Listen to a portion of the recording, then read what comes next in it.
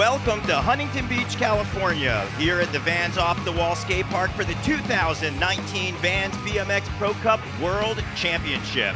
My name is Daryl Now, lifetime BMX rider from Brooklyn, New York, joined by the one, the only, 9 times X Games medalist, Dew Cup champion, 1.5 million YouTube subscribers, Scotty Kramer. Thank you for joining us today. Man, you're making me sound pretty cool, Daryl. I appreciate that one. Man, I'm so psyched to be here at the Huntington Beach Championship, man. This is where it's all going to go down today. So many of the world's top riders, females, men. This is going to be crazy. Yeah, this is one of the best events. But Scotty, I know you know everything about BMX. We have some new fans to BMX out there. What is the Vans BMX Pro Cup if this is your first time hearing about it? So the Vans BMX Pro Cup, it's a 4-stop tour. It started out in Sydney, Australia. Then we moved on to Stuttgart, Germany. Then we went to Mexico City, Mexico, and then Huntington Beach, California. Now, the way that this works, it is a skate park competition. They want to see the guys and girls use this course as best as they possibly can. Fast lines, smooth style, big tricks if it needs to, but they just want to see all-around great BMX. Yeah, great BMX is definitely what we had this year. As coming into our 4th and final stop, Natalia Diem is actually on top of the list. But let's rewind a little bit and take a look at our 3 stops prior for all of our women's freestyle BMX action.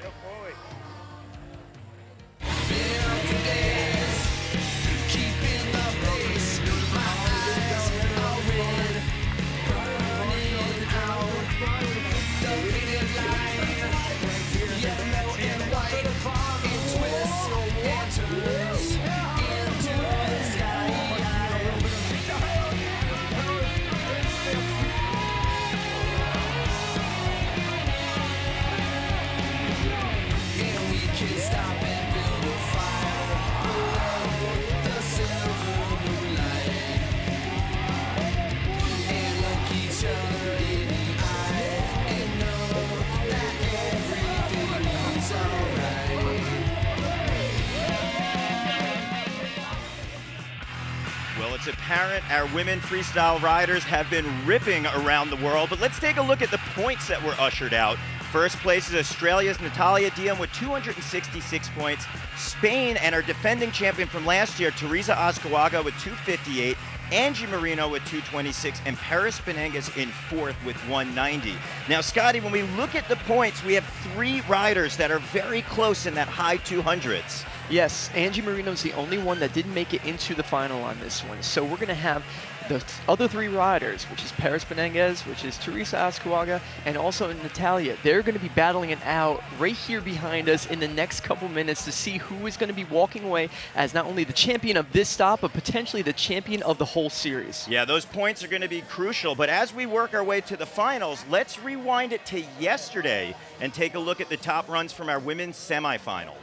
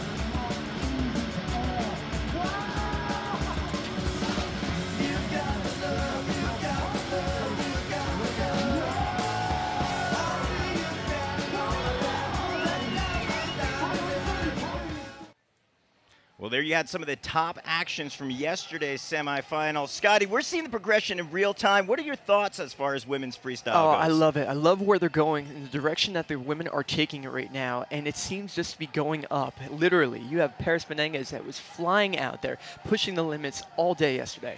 Yeah, well, we're getting ready to push the limits here, but let's check in with our 3rd member of our crew. We're talking about FBM's Steve Crandall. Steve, what's the vibe like down on the bowl? Hey, what's going on? Steve Crandall here, the most handsome man in BMX, here for the Vans BMX Pro Cup Series. We've been around the globe We're here in Huntington Beach now. We're going to drop in 7 of the women finalists, where they're not only competing for the win today, but for the overall world championship. A lot of excitement. The crowd, they're going wild up in the stands. They're almost falling out of them. It's absolutely outrageous. Totally absurd. I'm stoked. Everyone's stoked. Back to Scotty and Daryl. Let's get a party started. Thanks, Steve. Always psyched to have you here. You bring such a good vibe to all of our riders and getting them cheered on.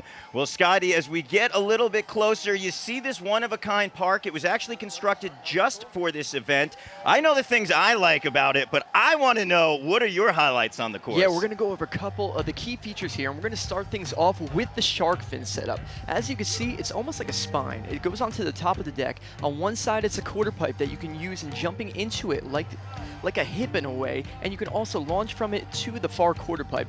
Very creative lines. We've seen guys transferring from the steep quarter pipe to the landing of the shark fin and jumping completely across it as well. Now we're going to move on to another feature. This one is called the tombstone. You can see it's in the corner where the bowl is, but it has the pool coping on it. It's about 8 feet. It has a little over a foot of vert, and the guys are using it to keep speed going, because that's a good sized quarter pipe to keep things moving. But they're also transferring to the next feature I want to talk about, which is the Vans quarter. As you can see, the Vans logo is set up on top of it. Now guys are actually using that to their advantage. They're stalling on top of it, they're jumping over it. We've seen it all yesterday in the semifinal, and it's only going to get crazier. But the next thing I want to talk about is the curved wall. Now this curved wall ride is made out of wood. It sits on top of the concrete bowl corner. It was designed by Jason Watts, and it was built by the guys out here in California. Now the key feature of this one is going to be the speed that it's going to be bringing, because as you can see, it is stepped up about 4.5 to 5 feet above the original quarter, so that's going to give you about 5 feet more, transition to land on and keep things moving. Yeah, that is one-of-a-kind course. Those features are definitely going to be key as far as a rider being out there. That is almost what I like to say, their canvas, right? Because the riders are artists, and they're going to have to determine what they're going to work out there. But let's talk about format as we get ready for our women's finals, and they're getting ready to take the course, Scotty. Yeah, so the format for today is going to be the top 7 riders from the semifinals in one heat. Now, there's going to be 3 runs per rider. It's ride until you fall. So if you fall, that means your run is going to be over. You got to get back up to the top of the deck and wait your next turn. Now, the judges are looking for style, they're looking for difficulty, they're looking for flow and originality. And the scores are based on overall impression, meaning that your 3 runs right there is going to be your opportunity to show the judges exactly what you were bringing to today's competition. Yeah, you got to bring a lot to the table as well, because we have 5 industry icons and riders who are going to be giving that numeric value for their overall impression. We have Mike Castillo, a.k.a. Big Island, as we take a look at our announcing tower and judging tower. We also have none other than legendary rider DMC Dennis McCoy. We have local Vans legend, street ripper extraordinaire Dakota Roche. And then we've got the legend from Spain, Ruben Alcantara. And last but not least is our head judge coming all the way from Austin, Texas. And he's the owner of his own bike company, Terrible One. We're talking about Joe Rich. So when you got those 5 riders, they know a thing or two about BMX, especially transition. And we are in for one heck of a treat. So, Scotty, we are getting geared up. We're moments away from our Vans BMX Pro Cup World Championships. This is our women's final. Let's take a look at the 7 athletes that made it through the semi. Our first rider, 28 years old, from Las Vegas, Nevada, Natasha Wenzel. Our second rider is our current point leader as we come into our 4th and final stop from Australia, Natalia Diem.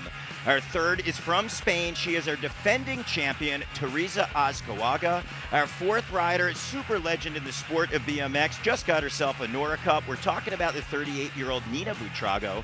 Then from South America, Santiago to be exact, Macarena Perez. And we have 2 more riders, one of them coming from California. We're talking about Mongooses Nikita Ducaro. And our champion who rode yesterday in the semifinal, finished in top place, that's why it should be the last to ride out here, is none other than Paris Benengues. So there's a look, Scotty, at our 7 riders as we are getting geared up out here. And like you were saying, Paris, she qualified in first place, and rightfully so. She brought some of the highest lines of the day, and that is including everybody, not just the females, the men as well. She rode that course like none other. All right, Scotty. Well, we are getting ready. This is the big moment. 4th stop around the world as we are getting ready here at our World Championships. As we mentioned, this is the Vans Off the Wall Skate Park in Huntington Beach, California, as Natasha Wetzel drops in on her first run. So Natasha has had an amazing weekend, and she has her own signature approach to riding this course. She was at the Vans Rebel Jam a month ago, and she rode amazing. She was on the podium, and she got the hardest trick of the weekend voted. So she's going to use that kind of style. Her approach to it is going to be street-based, but it also has a lot of flow as well. She was doing things on that big Vans sign, so there's a really good chance we might see that. So right here, she's pumping around. She's just getting, her flow going, because the judges, we talked about that. That's what they're judging on. They want to see the best approach to this course. And when we talk about flow, when we talk about originality, you're picking a line to diagnose all the way through this bowl, and it's freestyle. You can come up with whatever you want, but you want to bring your best. That's for sure. Yeah, Scotty, it looks like the freestyle part, Natasha definitely brought that on the course. Definitely unique riding as we work to our second rider taking the course, currently sitting in top place as far as points concerned. After our 3 stops in Australia, she got a 2nd, in Germany a 4th, and down in Mexico got a number 1. You can see Colony on her shirt because that is her bike sponsor, coming all the way from Australia, dropping in. This is Natalia Diem. Natalia's been riding amazing this year.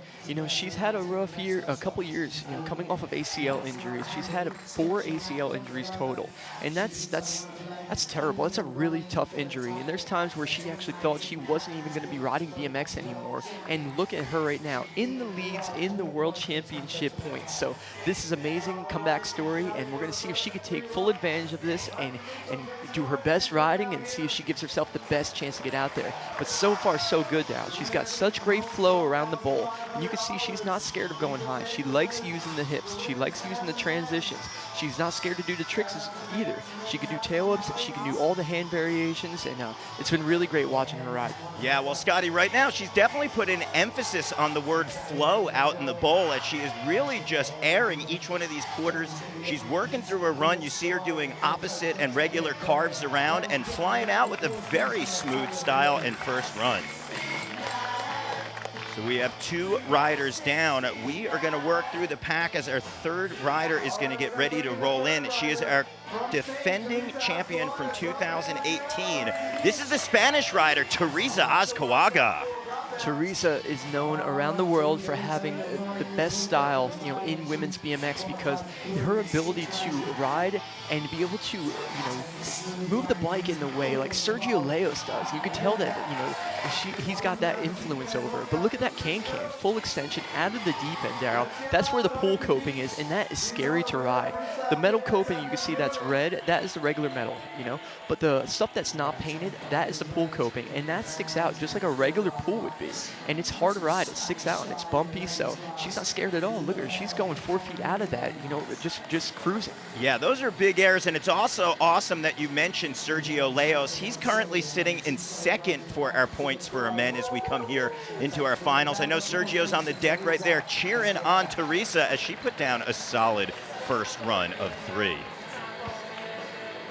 So 3 riders down of 7. That was Teresa Azcárraga put a run. We are going to work through, and our 4th rider who is getting ready to take the course, she is a big influence in BMX. She just won herself a Nora Cup from Our BMX as the first ever award given to a woman rider, saying that she's the Woman Freestyler of the Year. This is Nina Buitrago. What an amazing moment that was, Daryl. I was hosting that one, you were presenting, and that moment when they showed the video of Nina getting that Nora Cup, it just felt right, That was exactly how the first Nora Cup was supposed to be given out to a woman. It was Nina's time. So look at her back on her bike after an injury.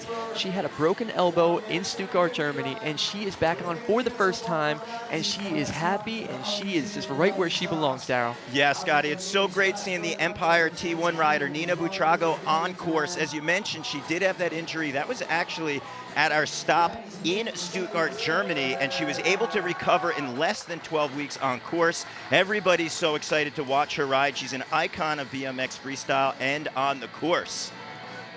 So Nina putting down a solid run right there. 3 riders remain. We are going to go to South America, to Santiago, Chile, for the 22-year-old Vans IC Bikes rider. This is Macarena Perez. Macarena is such an amazing rider. She's got so many big tricks, just like Natalia does. And one of my favorite things that Macarena does, she does one of the best tables in women's BMX. I love the way she leans the bike over. She puts such an exclamation point on all the tricks she does. Here she goes into the deep end. She's not scared to go high either, Daryl, that's for sure. Yeah, Scotty, one thing we're seeing with all of our women athletes out there, that was a big tail whip from Macarena Perez. Perfect as well, pedal to pedal, clean as could be. Well, minus the tail whip, we've witnessed each other rider out on the course focusing. You're seeing no pedals out there, just relying on pump, bike control, and skill. And I like to think in a way that's what separates the Vans BMX Pro Cup from a lot of other events. It's the courses that really put the riders riding first and makes that speak the loudest, sometimes even more so than the tricks. Although I do have to say that tail whip was definitely screaming to the stands and reciprocated. You see right there her getting a high five from Dennis Enerson, who we will see later today. So Macarena Perez putting down a very big run out there. That's got to feel good to get that tail whip clean to the pedals. Two more riders remain that we have yet to see take the course. Our next rider is doing it for Mongoose, Black & Decker Tioga, 23 years old. She is from Southern California, getting cheered on right now by her mom and the crowd. This is Nikita Ducaro. Nikita has been riding so well. She's been working on all of her tricks. She's trying to perfect everything. She's working on her height. You could tell her riding is just getting better and better as time goes on. And you know, I love seeing the evolution of women's BMX in that way, because they are taking complete hold of it and they are pushing themselves because they know that that's what it needs. They know women's BMX relies on them right now. They're the ones that are carrying it on their shoulders to set it up for the further generations. Yeah, and that's what we're seeing in real time at the Vans events, where all of our women riders, maybe they had a trick down or could throw a couple of the moves, but we're seeing this style evolve, and we're talking about that bike control. So there's that pool coping on both of those quarters, including the tombstone, and we're seeing Nikita look so confident as she even threw down that alley-oop. That's where a rider winds up airing backwards to catch into the transition. Very smooth big table, and we're seeing Nikita pop on out for a big run for Nikita. Great first run for Nikita. And one thing I want to talk about, anybody that's watching this and wondering why, you know, as it goes on, this competition doesn't focus on just big tricks. This is a chess match, pretty much. Everything that they do, they want to land absolutely perfect on the top of the transition so they don't have to pedal. So everything is so planned out and everything has to be perfect. But here we go, Daryl, the leading lady in yesterday's semifinal, and you guys are going to see why right now. Paris Benenguez is having such an amazing year. I know I've been saying that a lot, but it's the truth though. The women have been pushing it, and I'll tell you what, Paris is at the top of it right now. And look at her confidence on her bike. She comes up to everything and she knows exactly what she wants to do and how she's going to do it. Yeah, Scotty, the chess match analogy is great because it's the overall impression a rider has to make with their judge. And if we're going to talk about a rider who's definitely the queen out on the chessboard, it is Paris Benenguez. Her style is second to none. Doing it for Colton Vance as she is just cruising over each one of these hips, pumping through the waterfall. And take a look how she's just working through her run, and her speed is accelerating as she was able to air up out of the curved wall. That's a hard air right there. It's a pocket air as well, so that quarter pipe is super steep. And one thing I want to point out about Paris, you could just tell by the cameras that are tracking her, her speed is serious in this bowl. And as the competition goes on, the riders are going to save their best runs for the end of the competition. They're going to be upping the ante. So we're back up to the top of the list, Darryl. Yeah, we are going back at it because, as you mentioned, Scotty, it's a 3-run format overall impression out here. We've got Natasha Wetzel back on course. As we like to always highlight, one of our judges, Dennis DMC McCoy, says this is, if you're going to talk about, let's say, compare riding to music, it's more about the full album, the full vibe, as opposed to the hit single. The judges want to really just watch your 3 runs and look at the way that you have a control over the course. And Natasha right there basically doing a figure 8 through that curved wall, showing you that she's very controlled and can carve in both directions. And I'm really liking her speed as well. I was just commenting on Paris' speed, but Natasha's speed is there. You could tell she's been working on her lines, that's for sure, but she's also been working on her tricks, especially her street style tricks. So let's see if she goes for it. Oh, she went for the pegs on the Vans sign, but she didn't have enough speed coming around that bowl corner. When she came around pumping to her right, I was wondering if she was going to go for it, and I felt like it was a little bit too slow, but You know what? It's at the end of the run as well. Your legs and your arms feel like jelly at that point. So let's see if she can get next run. I mean, Scotty, that sub box is enormous. I believe that's a 9-foot quarter with a 4.5-foot Vans sub. So impressive to see her go up there. But right now, it's all about our defending points leader. We're talking about Natalia Diem on course. Big no-footed can-can. Nice. I haven't seen that one out of her. Really up in the ante right there. And that's what she's going to need to do, Darryl. This is, and a tail up of her own. Look at, she gave us the flow on the first run, and this time she's going to mix it up with the bigger tricks. This is amazing to see. She is the points leader right now. If she wants to stay on the top, she needs to deliver, because as all the points start coming in, things are going to get close. There's not a big difference in points. You know, from first place to third place in today's competition is going to be 10 points given out difference. So every little bit counts in this one. It is going to be tight, and the girls know this. Now, Scotty, as a champion yourself, what do you think as far as a rider's strategy goes coming into a world championship? There's always strategy, and it's not like there's a right strategy or a wrong strategy until, I mean, the competition's over, and it either works or it doesn't.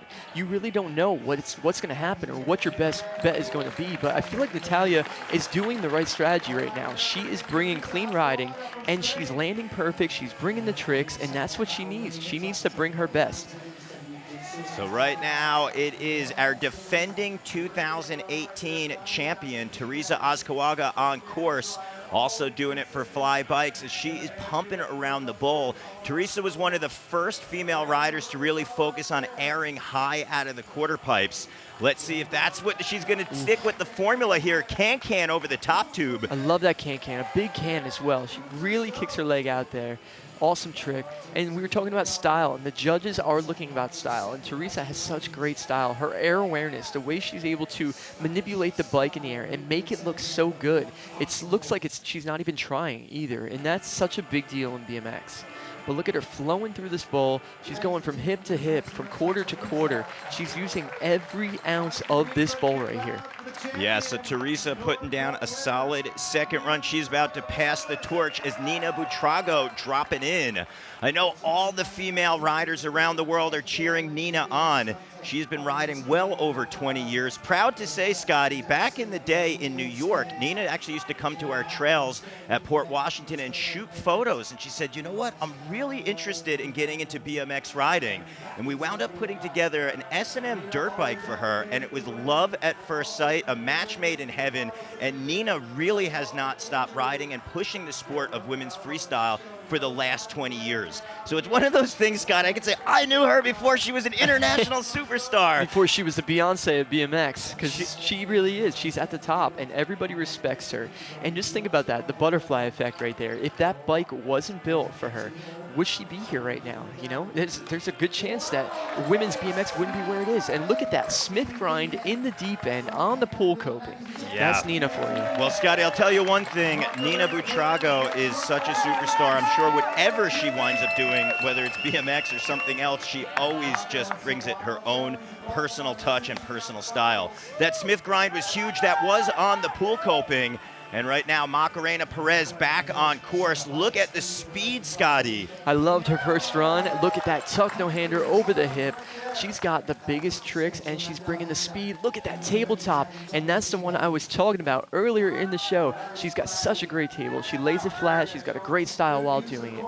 So Macarena Perez is actually from Santiago, Chile, and she grew up with a concrete skate park right outside of her house. So she was able to see from her childhood home a concrete bowl from her window, and that helped inspire her getting into riding. And we actually wound up there last year for a qualifier in Santiago, and it was so cool to see all the support from the fellow riders. Just, this is their superstar from South America, and right now at the World Championships, we're seeing Macarena just flow through on her second run. One-handed table. Nice, that was clean. Everything about her run so far has been so awesome. She's having a great day on her bike, Darryl. Yeah, that is definitely the consistency. We talk about it being an overall impression as we take a look at a lot of the fans. Right there is JMC Sedano, Jose Sedano. He qualified. We're going to see him in our men's competition. But that's what we talk about, the support from Santiago, Chile. Nikita on the course right now. Fast lines, a lot of tricks. That is her style to this one. She's having a great weekend so far. Let's see if she ups the ante in run number 2. If she has anything up her sleeve, she knows how crucial it is to get up to the top of the points right here. It's amazing when the women and the men both have such an amazing opportunity that Vans gives them to showcase the best riders in the world. Such a big prize purse. Honestly, this is so cool to see. Yeah, Scotty, Vans stepping up big time, where they basically have this competition for all riders, men or women. You are welcome to come out. We got our regional qualifier. If you want to know more about this, log on to vansbmxprocup.com, where you can not only see standings and results from today, but also all behind-the-scenes photos, video galleries, and more. But most importantly, to find out where our stops will be in 2020, because we are definitely going to keep the party rolling. Right now, though, Paris Benenguez dropping in, catching some air into the quarter pipe. Look at that gap all the way across the Vans quarter pipe and then straight into the pocket air. Now, this is what I saw yesterday watching the semifinals, and my jaw was on the floor, Daryl. She is flying. She is bringing so much speed, but it's what she does with that speed that's so important. She's not scared to go up. She just goes right at the quarter pipe that's in front of her, and she just goes as high as she possibly can. Look at that pocket air in the deep end. Amazing riding right now. This run is serious. Yeah, Scotty, serious indeed. And last year at our World Championships, Paris Benenguez got that top place and top honors. All of our female riders have been doing homework this year, trying to catch up to the style and flow of Paris. But it's apparent that she has been cramming, because she right now is ripping the bowl apart, going left, going right, and grabbing the front tire on that tire grab over the hip. That was pretty late right there. It's almost like she second-guessed herself, and at the last second she's like, yeah, I got this. That was a very, very late tire grab, but she did grab the tire and get her hand back on the grip. That run right there was a serious run. That is what you need to do when you are so close in the points race. You need to bring out your best. Now, Scotty, as we go back to the top for Natasha Wenzel's third run, I just want to break down a little bit. If a rider is in the bowl, how much of it comes down to their line choice? So much comes down to the line choice, and it's not just repeating the same line and changing the tricks. The judges are looking at where you're starting from. They want to see you come up with original lines. If you could do 3 original lines, you're doing perfect in the judges' eyes. But you know what? Sometimes it's hard to do because, it's the bowl, there's only so many options as a rider, because you can go left, you can go right. Sometimes, it'll be hard for you to go to the opposite side. You'd prefer to go to the other way. And the hips and the ways that some of the jumps work, they only line up a certain direction. So the judges are looking for multiple lines, but you know what? If you can mix it up a little bit and keep it fresh and excel your run by doing bigger tricks as well, you can still get a really good score. Oh, and there she goes for the double peg on the band sign. But once again, she just came up short, but it's good to see her up, having fun. That didn't hurt her, and that's great to see, Darryl. Scotty, maximum respect, going for the huge stall on that Vans logo. I believe that quarter pipe is the 9-10 foot mark. That's basically a vert ramp out there, trying to stall on that 4.5 foot tall Vans sign. That's solid steel, so if your pegs hit it, it's easy to slide off. But so much respect for Natasha Wenzel, pushing things forward and going for that big stall. So right now, our current points leader, knowing that it's going to be crucial to get up on top of the podium, taking her third and final run, Natalia Diem, pumping through, going up the quarter pipe with a big no-hander, spreading her wingspan, as she is carving around that Edition sub wall. Here we go, back to it, tabletop, nice. And look at the height, Scotty. Yes, the height is there. The tabletop was great. So right now, there's that tombstone feature we talked about, looking at the coping. Some is metal, some is pool. And right now, Natalia Diem carving left and right, airing out of that pool coping. As you were talking about, Scotty, it's going to have a different feel on the rider as they wind up going up. They got to gauge how much they're going to pull up so that they don't do what you like to say is hang up on their re-entry, where they case their back wheel, or maybe it throws them down to flat. Natalia just carving it up, looking to again build speed, dropping the shoulder down, That is her non-traditional way for a carve. She's looking for a big finish here, Scotty. She's going to need it, Daryl, because this is our last chance of 2019 right there. So was that going to be enough to keep her in the first spot? We're going to find out as this competition unfolds.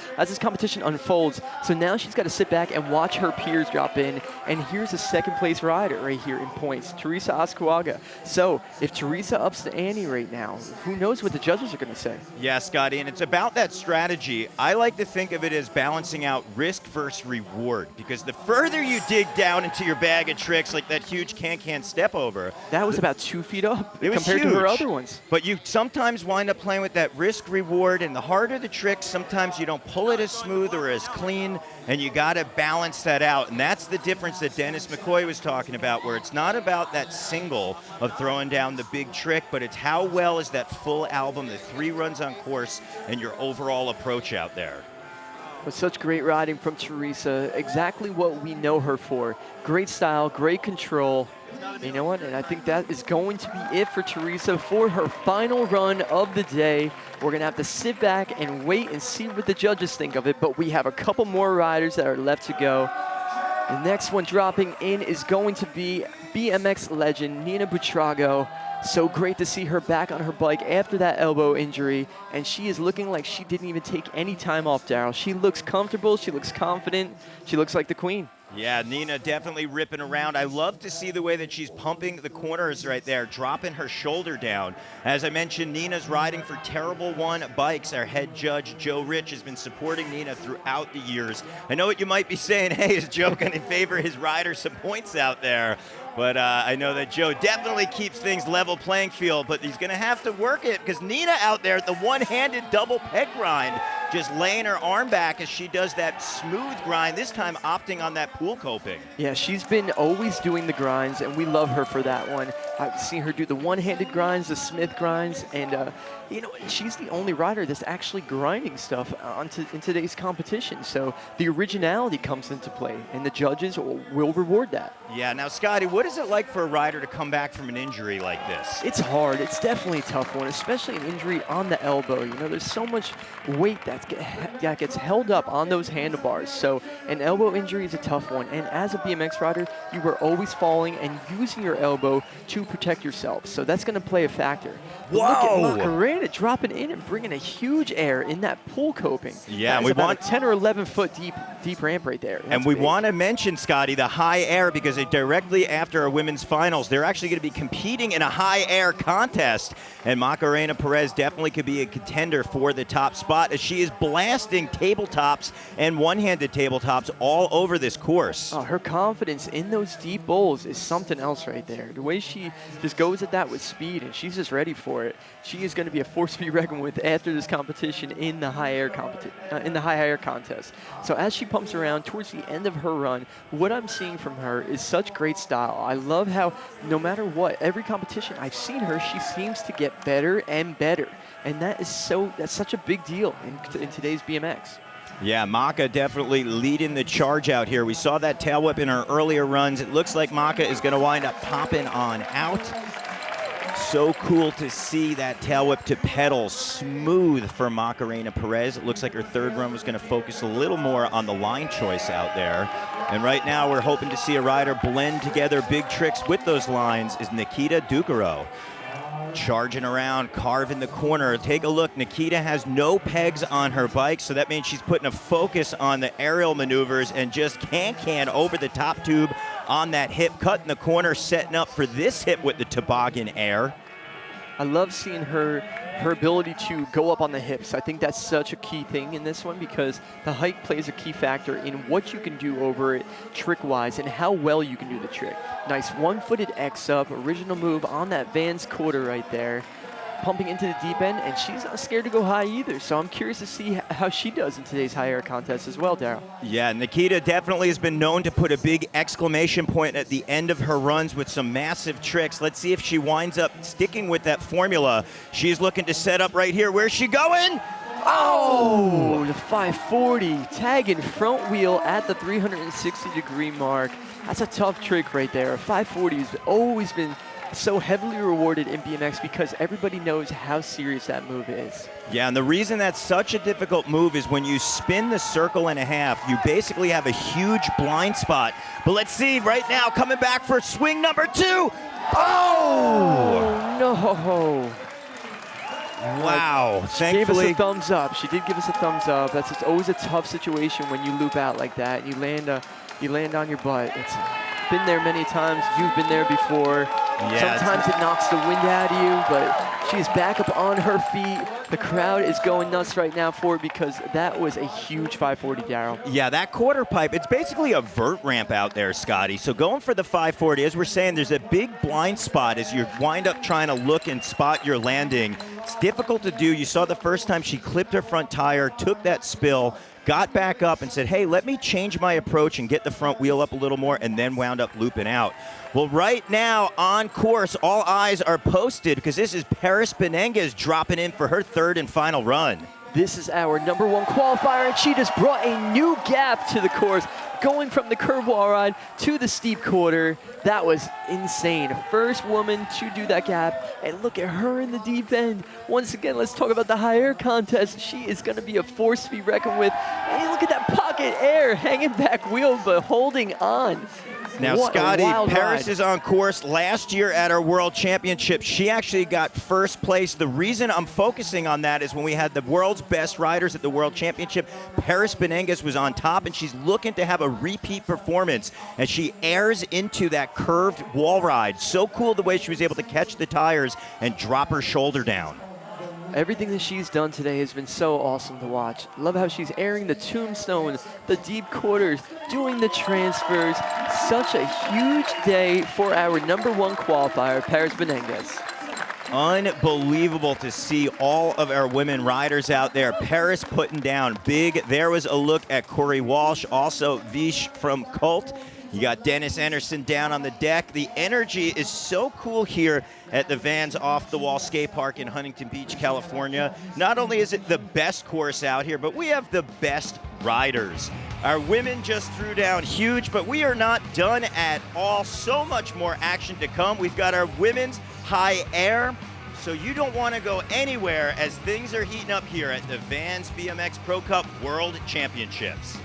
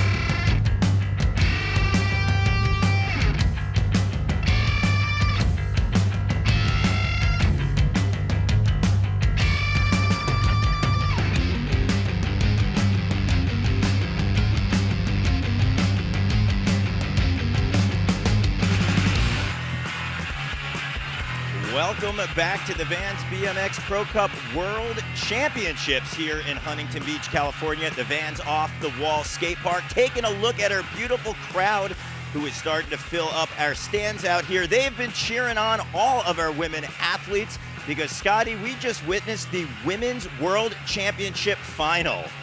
I can't believe we finally made it here after an action-packed year, and it lived up to the hype. The women's BMX are pushing the limits. They are guiding the next generation to do big things in women's BMX, Daryl. Yeah, Scotty, I love seeing the style out there, not only as far as the airs go and putting the tricks together, but the overall approach as far as a bowl is concerned. I know you as a championship rider know the terrain can definitely speak volumes for what you choose to do on the course, but to see the line selection, the way that the women were carving left and right and putting together big runs. The pocket airs, the gaps, it's pushing the limits, and it's so awesome to see, and I'm glad Vans is giving them an opportunity to do so in front of everyone. Yeah, well, we're about to keep this party rolling as we got our women's high air competition. We're going to throw it down to Steve Crandall as he is going to walk our ladies through this contest. What's up, everybody? Steve Crandall here. My head is spinning like a scene out of The Exorcist after watching women's finals. We're going to have a 10-minute winner-take-all deep end high air contest for all the female competitors today. We're going to go back up to the top, get this thing started. Thank you very much, and let's party.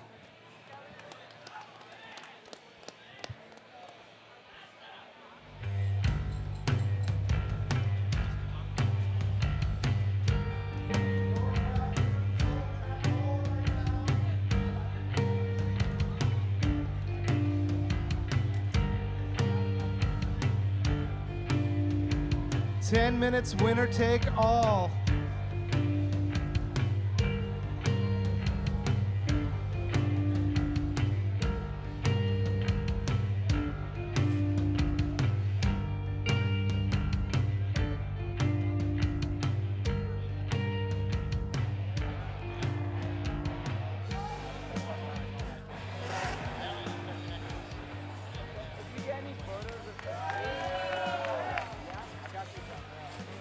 Okay, we've already started.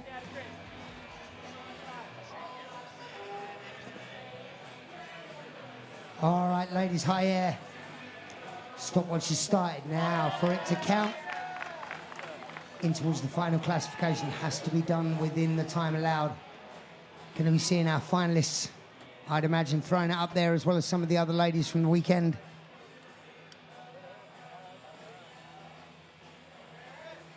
Perez Benegas, seen some of the highest airs of the weekend, just getting herself warmed up. All right, from Spain, Teresa Azcuaga, nice.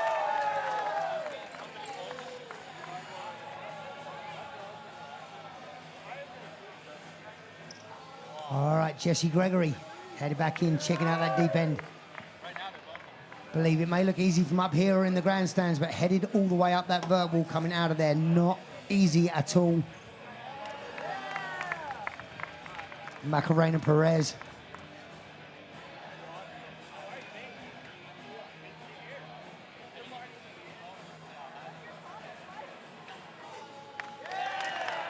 Nina Buitrago, she's up there as well.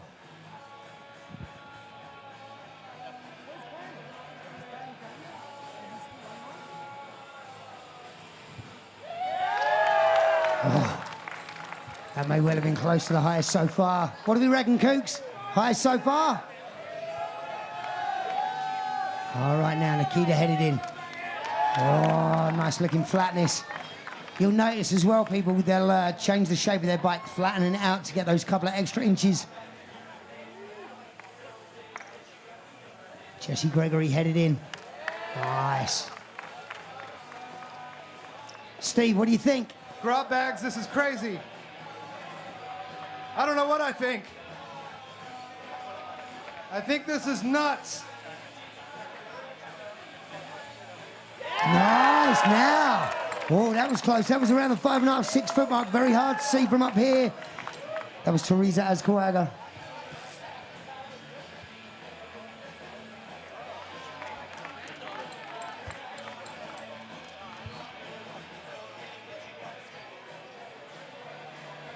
How much time we got left on the clock, Nina?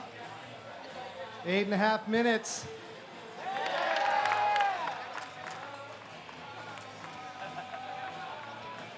Women's finalists and all the competitors right now going for that high air big money cash with the NorCal Kooks.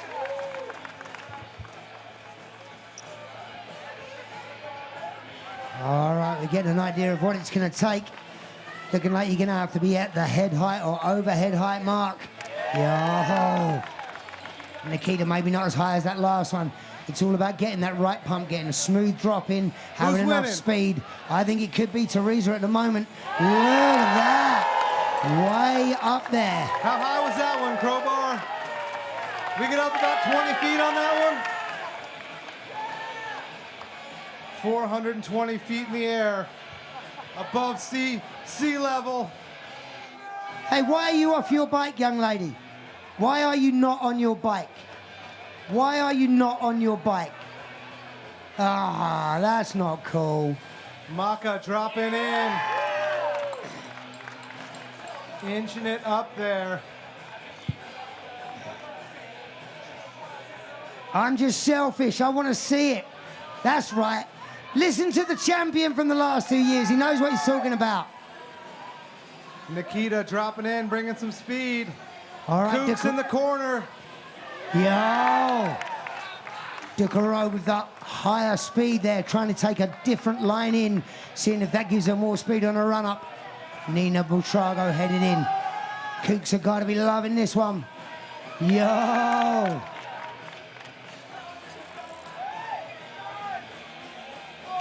Yeah. Back-to-back airs with the second one being a nice table. Good job, Nina. All right, we see, yo! Bit of Spanish style at Spanish height. That was awesome. Yeah, Teresa. All right, Jessie Gregory. Racing background, definitely getting herself a nice fast line in. Deep end is no joke. All right, Teresa seems to be the one who's lighting the fuse. Macarena Perez headed back in. Whoa! All right, that was close as well. All of these airs are up around that head height mark. Try and see if we can get word from our judges in a second maybe and find out exactly where we are.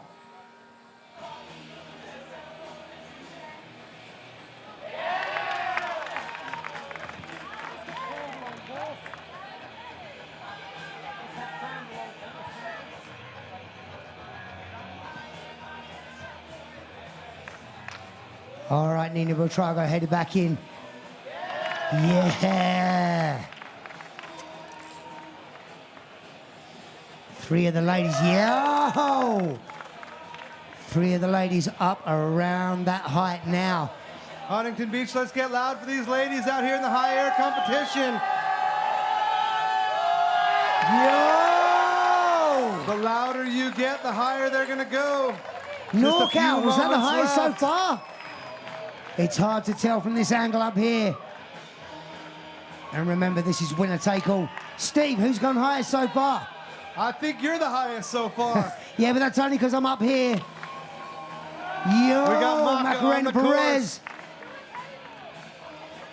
Nikita dropping it back in. 5 minutes left, ladies. You're in the last 5 minutes. Nikita. Now, can she get that smooth run in? Yeah. Big flatty right there. Yo, nice 180 on the way out. Nina bringing it back in. Huntington Beach, let's get loud. The people's champ, Nina Buitrago. All right, three of these ladies still throwing it down there. Nina Buitrago, she wants to get that good run in. That one's nice. Creeping up towards that 5 foot mark. Notice going into that tabletop and pushing the bike up for that extra air. Good job, Nina. Teresa about to drop in. Huntington Beach, let's get loud for the Spanish rider. As we said, Teresa currently #2 in the world rankings. Yo! Was that it? That looked like the highest so far to me from up here. Yeah, Teresa. Up there, 6 foot mark, no problem. Teresa maybe in the lead with that one, Paul. Oh, Macarena Perez. Maybe I shouldn't speak so soon. 6 feet 9 inches right there. Feeding against each other now. 3 minutes and 30 left on the clock. Nikita Ducaro. Anything goes right now. Nikita in the bowl. Deep end party time with the Kooks in the corner.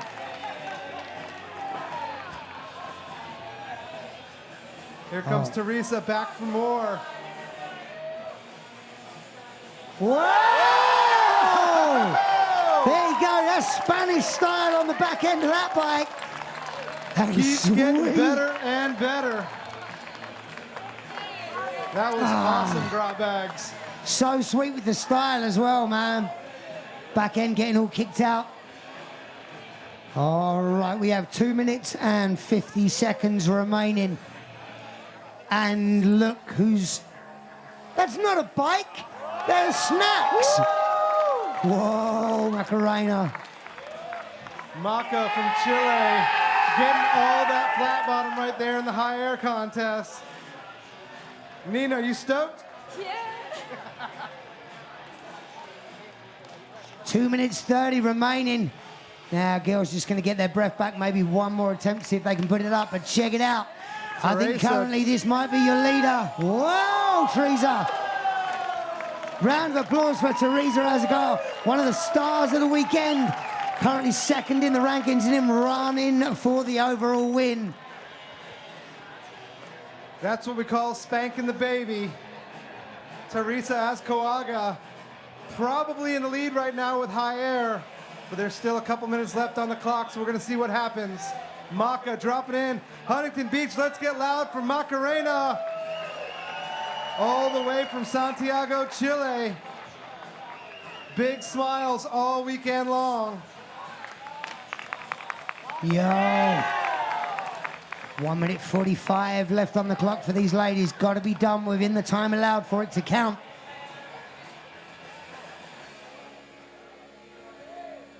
It's very close so far. We're going to have to find out from the judges. All right, check it out. Macarena's headed straight back. Oh, no. Didn't want to call it early. All right, we have 1 minute and 15 left on the clock. Now is the time, ladies. Instead of trying to rush those attempts, maybe get yourself together for one last big push.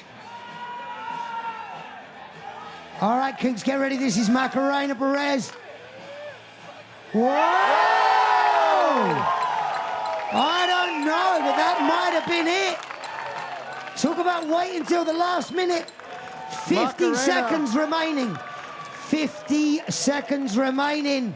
It looks like we're going to squeeze in one more attempt for Teresa. HB, you want to see some Spanish style? Yo!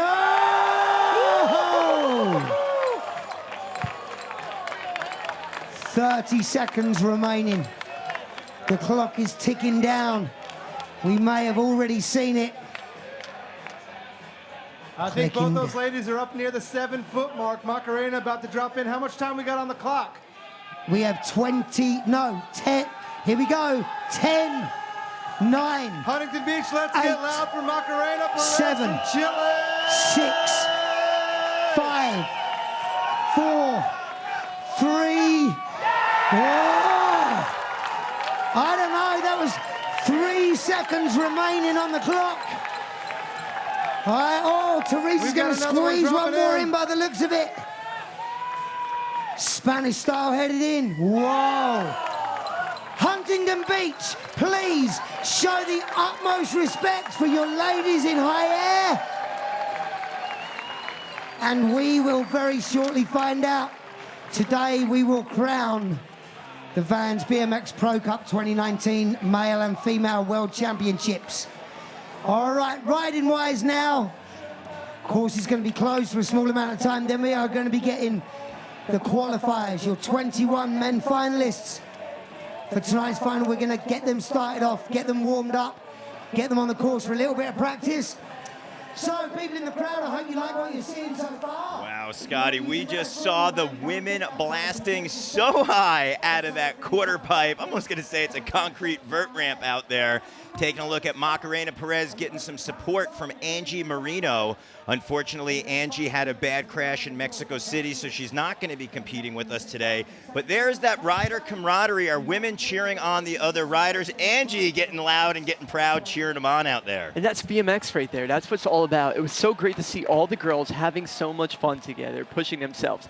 But watching the battle between Teresa, between Macarena, like that was getting heavy. It was getting serious. When it was getting to the end of the time, when they knew it was going to be the last couple runs, they were firing off. Teresa, she even looped out. She landed on her butt. That looked really painful. She got back up on the bike and went and blasted another high air. So that was really cool to see. Those airs were huge. I mean, we were talking about, it's probably a 10-foot quarter pipe down there, big chunky pool coping, our women just pushing on through. Well, we do have a woman who was pushing through in the competition. Smith grinds one-handed double pegs, utilizing the pool coping, the legend of BMX. I'm hearing that Steve Crandall is down there with Nina Buitrago. Steve? Am I the legend of BMX or is it Nina? Which one is it, Daryl? Huntington Beach, let's get loud for Nina Buitrago, the people's champ, powering through injury, perseverance, setting the stage for all the women to get here to the Vans BMX Pro Cup finals. You somehow managed to get through all the 21 competitors, get on the stage. How's it feel to come off an injury, make it into the finals, and be out here for the World Championships?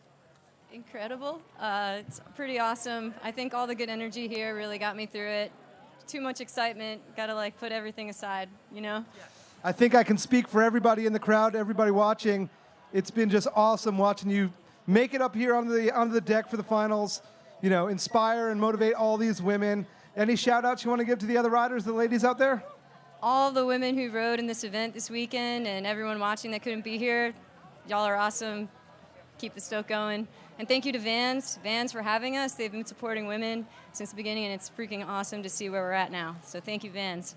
Once again, this is Nina Buitrago, the winner of the Nora Cup 2019. We're going to go back up to Daryl and Scotty, but on behalf of everyone, I want to say thanks to Nina and all the women for ripping it up. Let's do it. Thanks, Steve. Party time. Big ups, Nina Buitrago, such an inspiration for women's BMX. Scotty, I know we mentioned earlier, last weekend we were in England at the Our BMX Nora Cup Awards, which stands for the #1 Rider Award. And we had the opportunity to give out, for the first time in the history of women's BMX, that award, and the first ever Nora Cup went to Nina Buitrago. Well deserved as well. You know, if there was anybody that needed that award, the first one, it was Nina. There was no other way to give it. So I'm so happy to see her back on her bike, having fun, pushing women's BMX. Yeah, Nina definitely one who not only pushes with the riding, but also with the support of the fellow riders.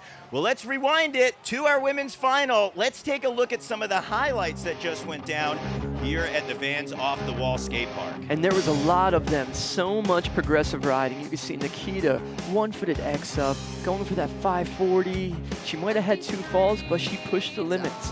And there she is, Nina Buitrago with that one-handed grind. We got Teresa Azcárraga flowing around the bowl, using all the big transitions, doing that amazing can-can, huge airs all day.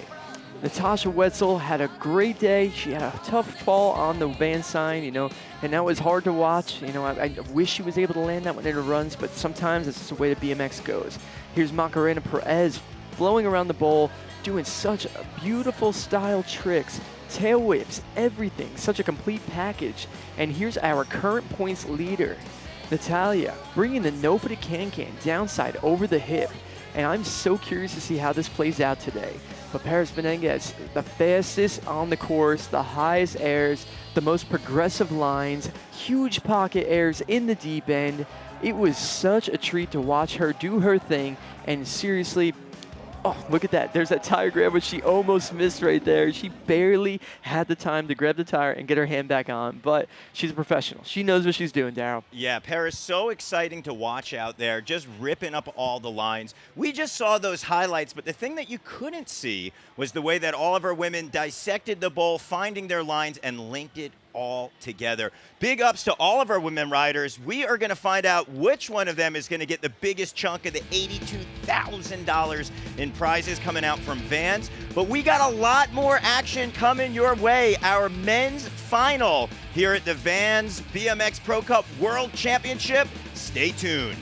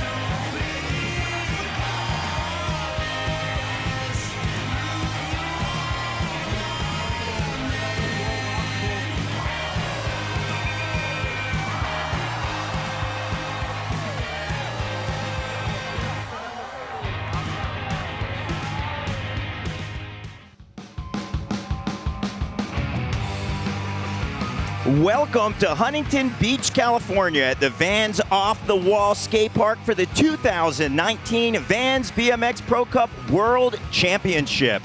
My name is Daryl Now, lifetime BMX rider, joined by the one and the only 9 X Games medals, Dew Cup champions, 1.5 million YouTube subscribers, Scotty Kramer. Scotty, big honor having you here with us. Man, I wish you could just introduce me to everybody I meet, man. It'd be a piece of cake on that one. So, honored to be here. So excited to be a part of the Vans BMX Pro Cup Championship. We are about to see some crazy action go down. We just got done with the women's, who did amazing, but now it's time to see what the guys are bringing to the course. Yeah, this is one of the best contests. I know our BMX riders know that, but we do have some new people who might be new to the sport of BMX. What separates the Vans BMX Pro Cup from all the other contests? So the Vans BMX Pro Cup is based on the best skate park riders. It's a 4-stop. It started in Sydney, Australia. Then we went to Stuttgart, Germany.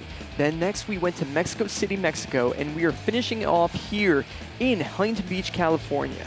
So we had a bunch of guys that were showing up and putting on quite the demos at every single stop, but the main guys stepping out was Sergio Leos. We had Jason Watts winning 2, and then here we are at the finals. Who's it going to be? We do not know, but yeah, it's a stacked run. The fact to see a rider's name on there one time, but to have Jason Watts' name twice on top of the list with the world's best riders, this was crazy. Let's take a look back at the beginning of the year at our first 3 stops.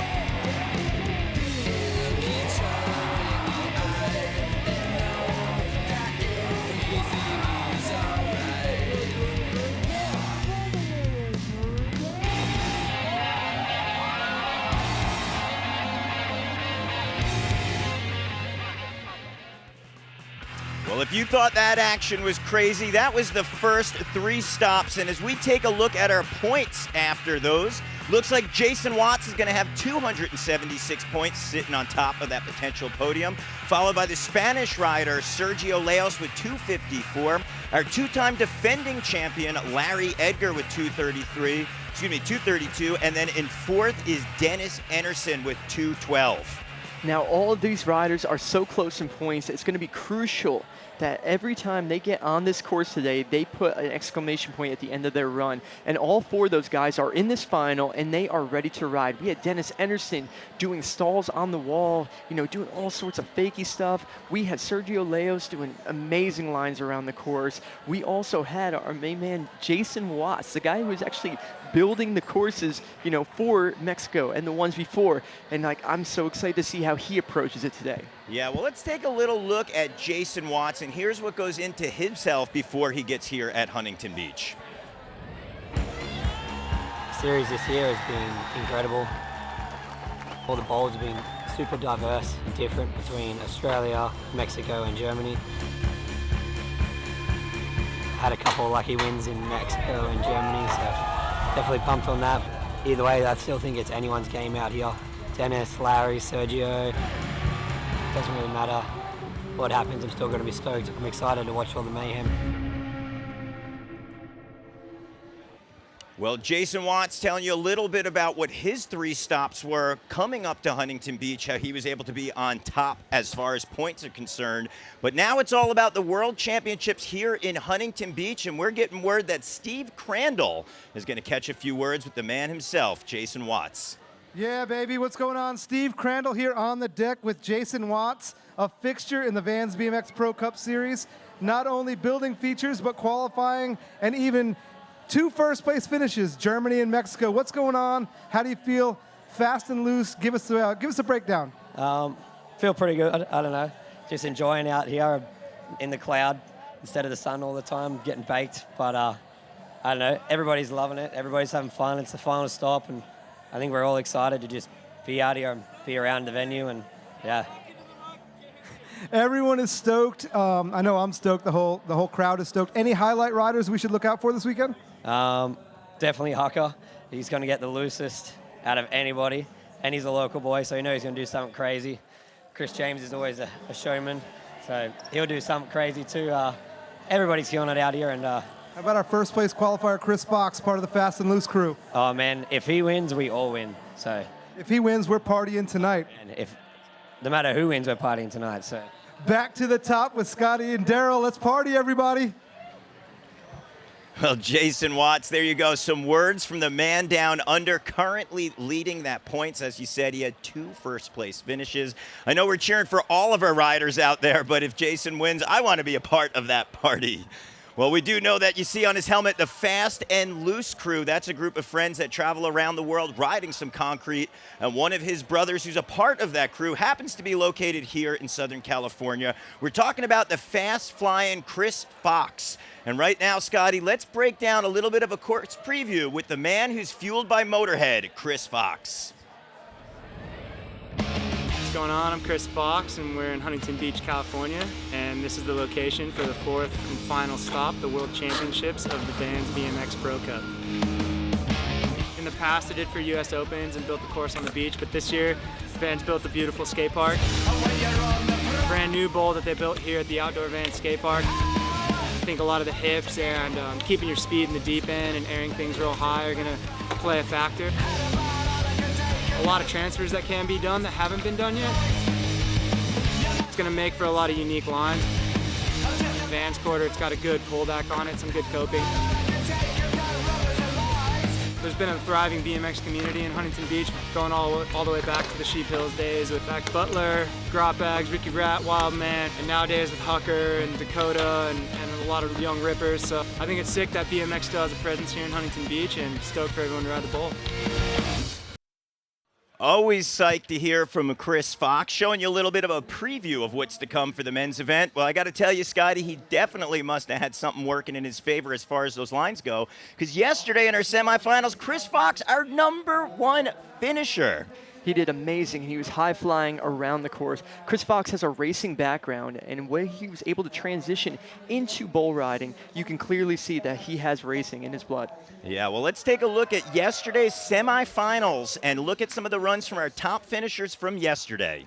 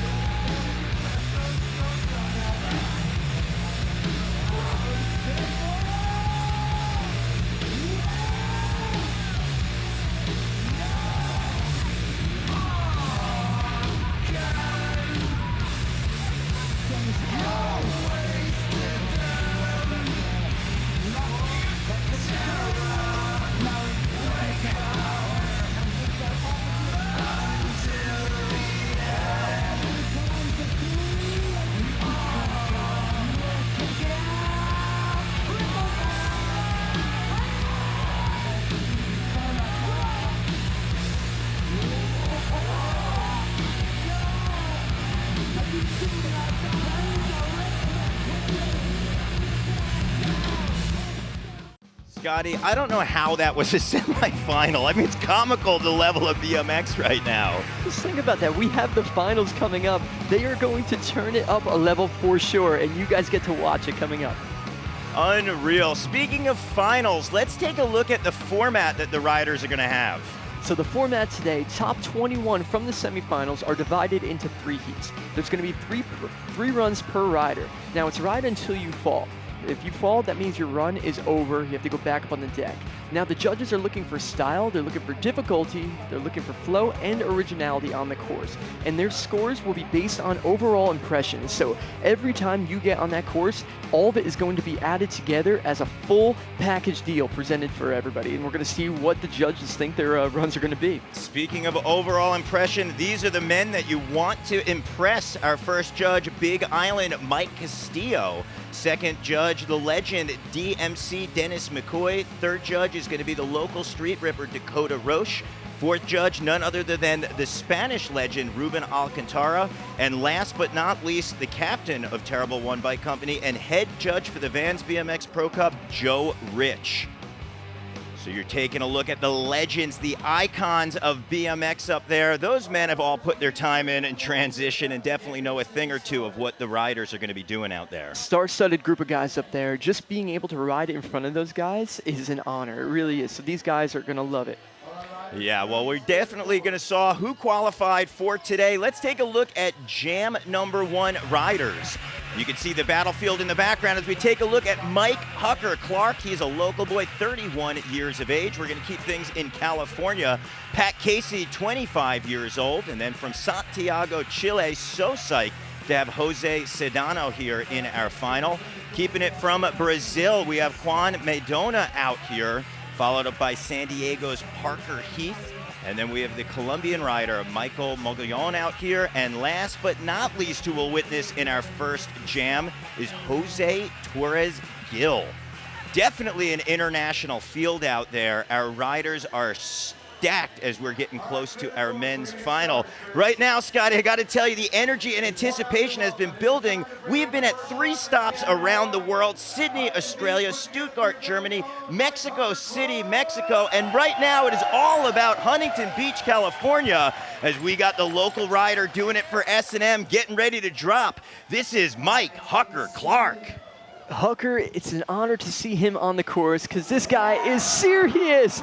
That pocket air was absolutely huge. Hucker is a dirt background BMX rider, but you can clearly see he holds his own when it comes to riding concrete parks like this. This guy is the life of the party, going for that foo-fanoo on top of the Vans sign. And I want to point this out. I saw him laughing as he was falling down that thing. Like, who in a situation like that starts laughing as they're coming down? I guess Mike Hucker Clark does. That was a huge foo-fanoo. Unfortunately went wrong, but it does look like he was able to get up with the smile, so that means that we will see him for 2 other runs out on the course. Because, Scott, as we mentioned, that this is a 3-run format. Each run is definitely going to count for the riders. It is an overall approach. As we mentioned, Jason Watts is our current points leader, followed by Sergio Leos. Then our 2-time defending champion, Larry Edgar. And last but certainly not least is Dennis Anderson. All right, we're keeping things California as the Placencia 25-year-old rider, Pat Casey, dropping in. Pat's been my Vans teammate for so many years now. We've been on so many trips, and he impresses me every single time he gets on his bike. He's got all the biggest tricks, he's got the flow, and he's got the confidence to do it when it counts. So, ooh, look at that bar spin and tuck no-hander, and barely got his hand back on. That is a scary moment. Scotty. You know, sometimes it's his nerves, though, in the first run. Once you get that one out of the way, everything else on cruise control. Yeah, now, Scotty, you mentioned being teammates with Pat. What's the vibe or the energy for a rider as they come into their first run? It's always, it's a bit nerve-wracking because especially he was the second rider to drop in the heat. So, you watch the women go, you feel the nerves, you feel the energy coming off of that and how serious it was. But Pat Casey was able to put it all together, did not take a trip to the bottom of the skate park. So that's a win right there. Well, let's see. You got the pound from Mike Hucker Clark. That was Pat Casey, our 3rd rider to take the course. I am so excited to mention his name because he is from Santiago, Chile. We actually first met him last year at our regional qualifier. He finished in the regional qualifier out here 2 days ago, made it through the semifinal. This is Jose Sedano with the big tail whip over the hip. He impressed me so much in his riding, the way he's approaching this skate park with so much confidence, and his lines and his height, everything's been on par, and now his tricks as well. He puts such an exclamation mark on everything that he does. All his tables, they're big, they're clicked. His turn downs, he folds the bike up. Now check this out. He was going to do a manual 2-foot jam, but the camera crew was there. So that was a tough one. I wish he would just drop in and keep on going right there instead of Up, you wish is his command right now. Dropping back in. It looks like Sedano is going to stay on course. You can see he's rocking the concrete T-shirt. That is Coco Zarita's company. Going up for the manual. Trying to get that foot jam. Right there. He did not have enough speed to get onto the top deck. Now, Scotty, I mentioned Coco Zarita because he's a local at Coco Zarita's skate park down in Santiago. It's known as Zignal Skate Park. So to have the opportunity to see JMC Sedano work through the ranks over the years, and now his day is finally coming as he's entering and competing in our Vans BMX Pro Cup. Not only a final, but the World Championships. Well, we're going to keep things in South America right now as a Sao Paulo Brazilian rider, Juan Madonna, is on course. Juan has so much style. I love that slow bar spin he just did on that Vans quarter. Everything that he does is so original. It's got his own look to it. Everything from his tail whips to his tuck no-handers. And that's what's so great about BMX, and that's what's so great about this contest series, because a rider like Juan, he's from so far away from California. You know, now he has an opportunity to come and show everybody exactly what he's got. Yeah, Scotty, I like to think of the Vans BMX Pro Cup Series really giving riders something to strive for as they travel around the world, and he's part of the Brazilian contingent. Yes, big flare in the deep end. Wow, that was a heavy move right there. Great first run for Juan. Wow, that's what you want to do, a big exclamation point. You see the smile right there, sans a few teeth in the front, but that energy is just beaming on through. So as we said, we have 7 riders in our first heat. We are taking a look at the next rider with the stylish half button-down shirt, San Diego's Parker Heath. I'm a big fan of Parker Heath's riding, and it's just getting better and better, and he's got his own unique touch to BMX. Now, some of the tricks that we're going to be seeing from Parker that are completely original. He doesn't do certain tricks that people do. So one thing that he's been doing, I've been noticing, is a lot of X-up grinds. And I was talking with him yesterday, and he had plans of doing an X-up stall on the Vans logo. So we'll see if he unleashes that in finals today. Man, calling it out right there. Let's see if he's able to link things together. Parker Heath on course. Yeah, Scotty, an exciting thing about a rider, big pocket air. That was huge from the tombstone. But a big thing about a rider as he goes up for the 540 is a lot of riders wind up developing their bag of tricks. Oh, man. All right, we're getting the double thumbs up.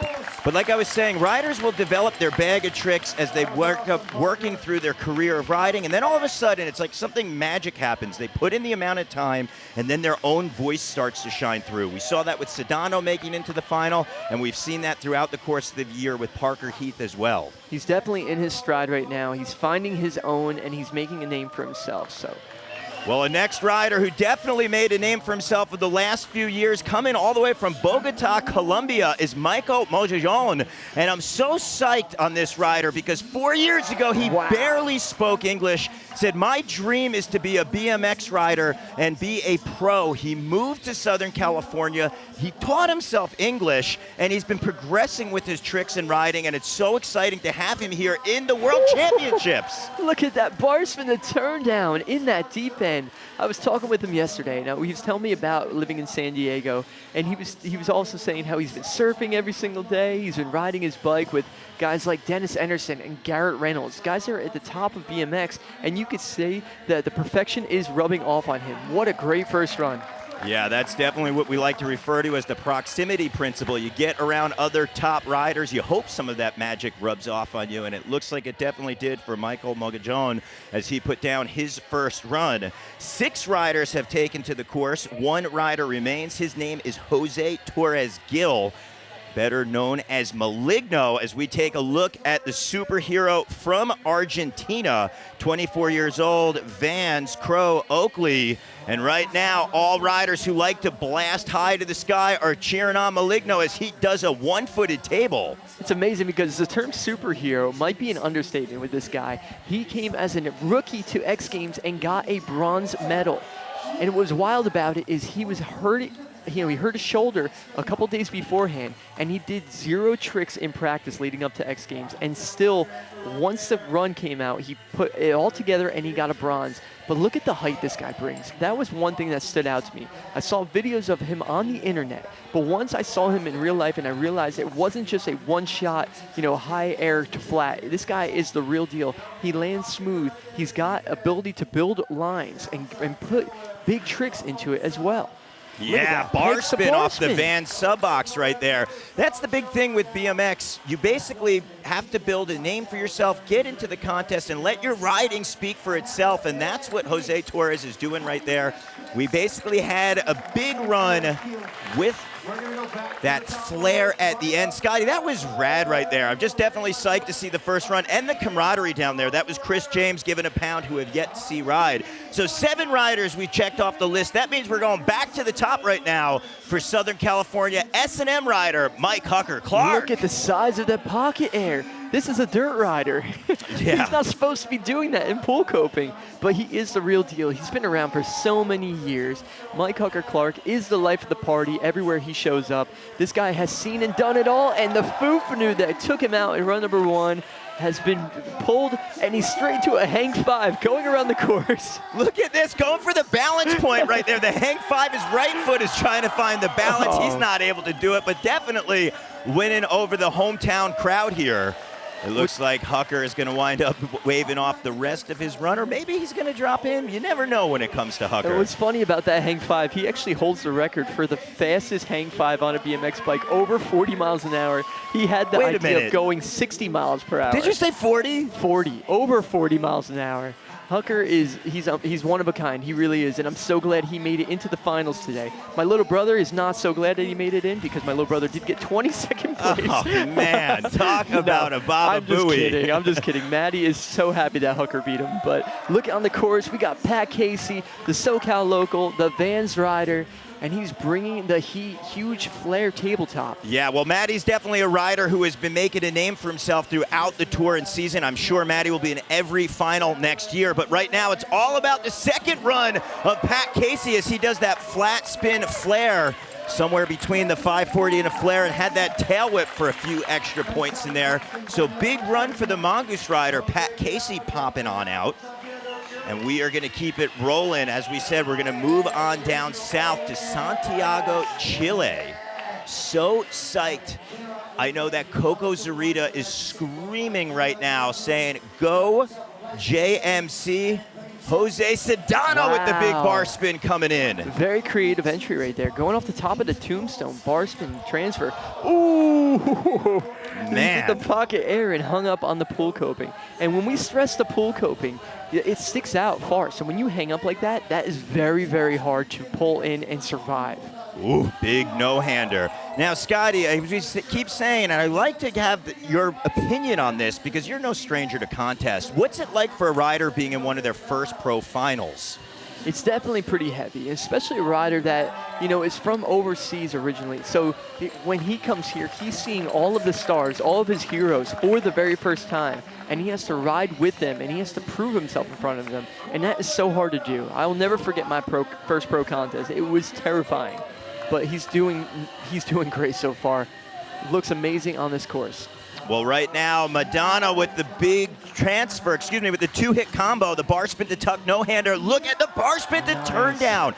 I love the cadence of the handlebars. So we saw the slow motion one he did in his first run, but this time he knew he had to put 2 tricks together, so he sped up the bar spin and then perfectly had that turn down click 270 degrees with a full extension. He's got such a great style. So rad to see him on the course, putting his own out there. His tail whips are one of a kind. Everything between his can tire grabs.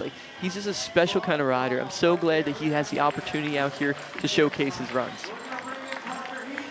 So Madonna, that big signature smile plastered on his face. He's telling me he's living his dream as far as BMX goes, and having that opportunity to be at these contests is one of his favorite things. And there it is! Substall.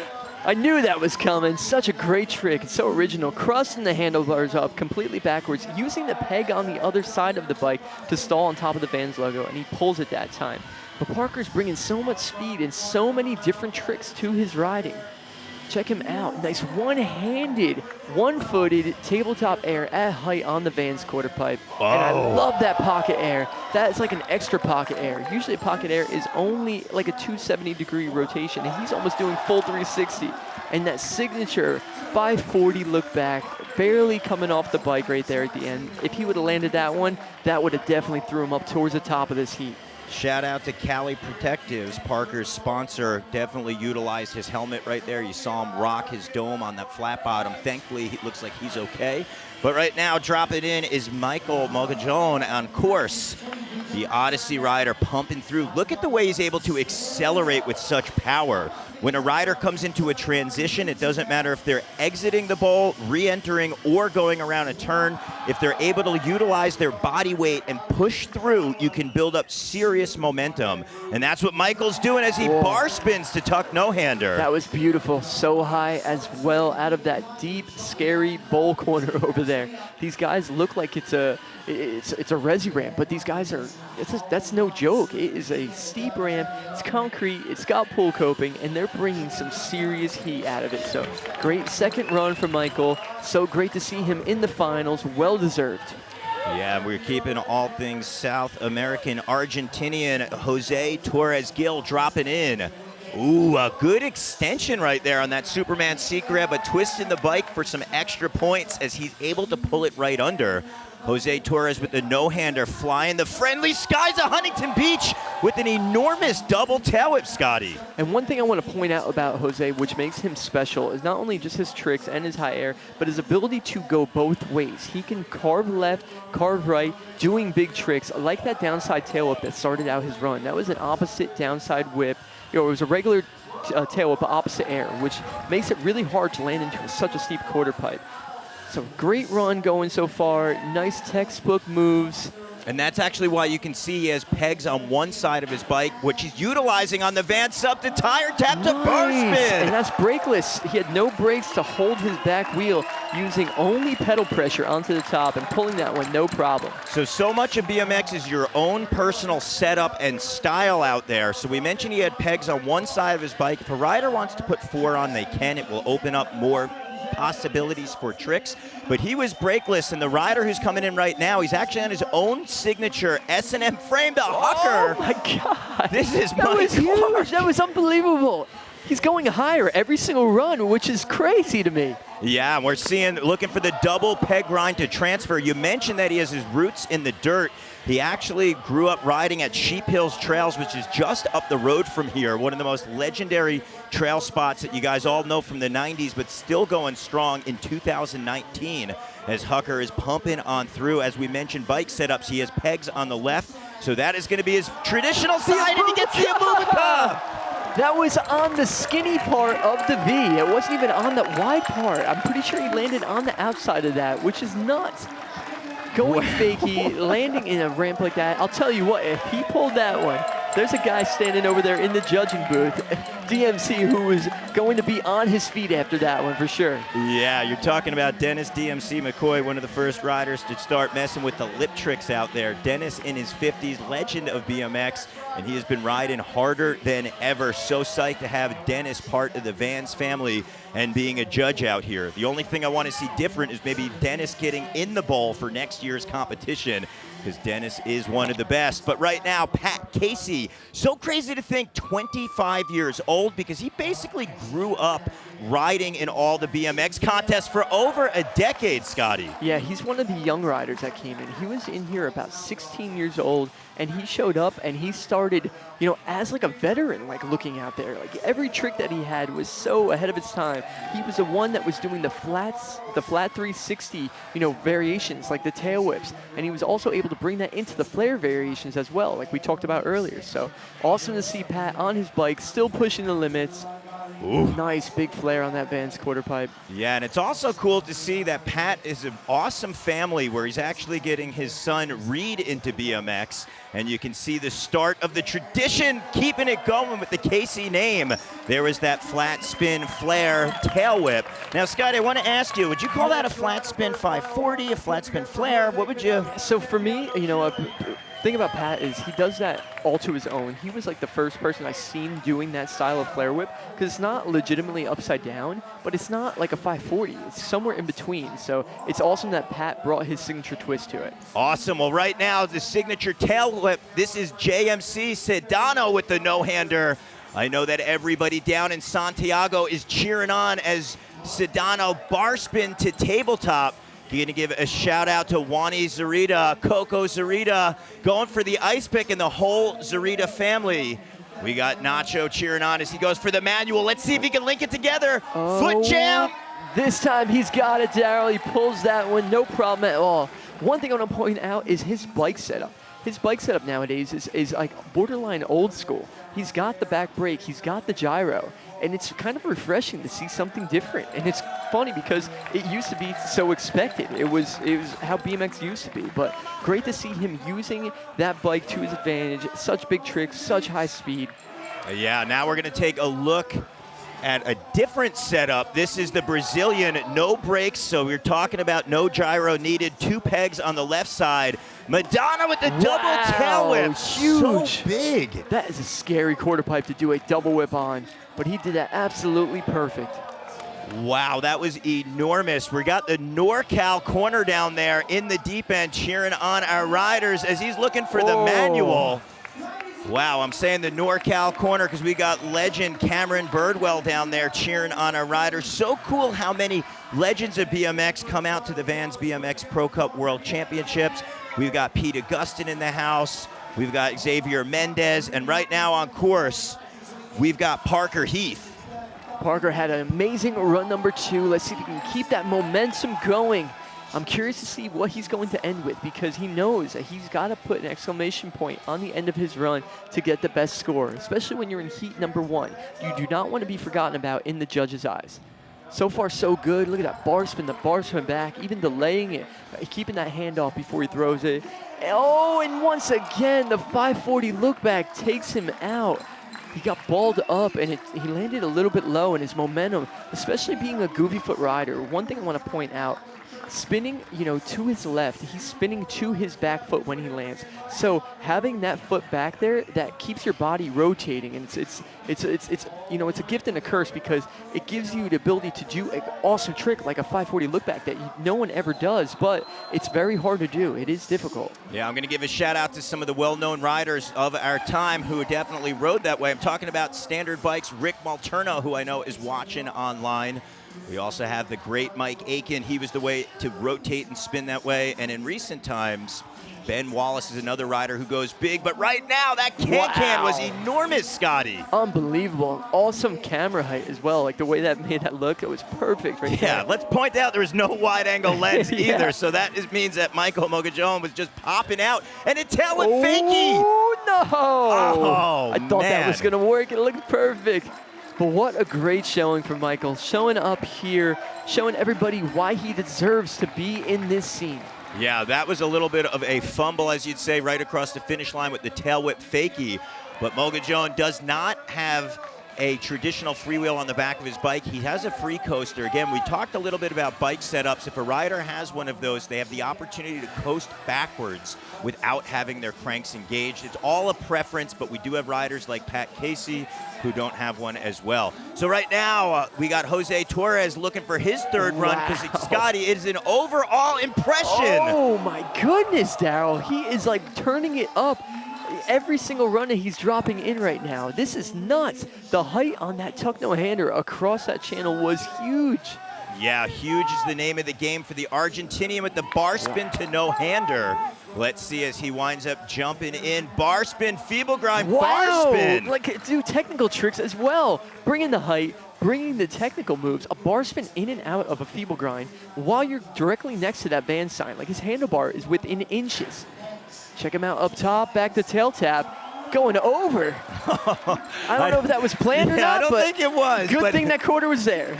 Right there. Say, you know what? Exit stage right. That's how I'm going to wind up leaving the course. You can see him getting a pound from Dennis Anderson, also from Parker Heath, who was in that same heat. I believe that was Vans TM, Colin McKay down there. You can also see Dan Foley. The reason we're mentioning so many people, because you can just look out on the deck. It is a who-who of BMX world down there. So rad at all the pros in attendance. But we have so much more action coming your way. We're here at the 2019 Vans BMX Pro Cup World Championships, and jam number 2 coming soon.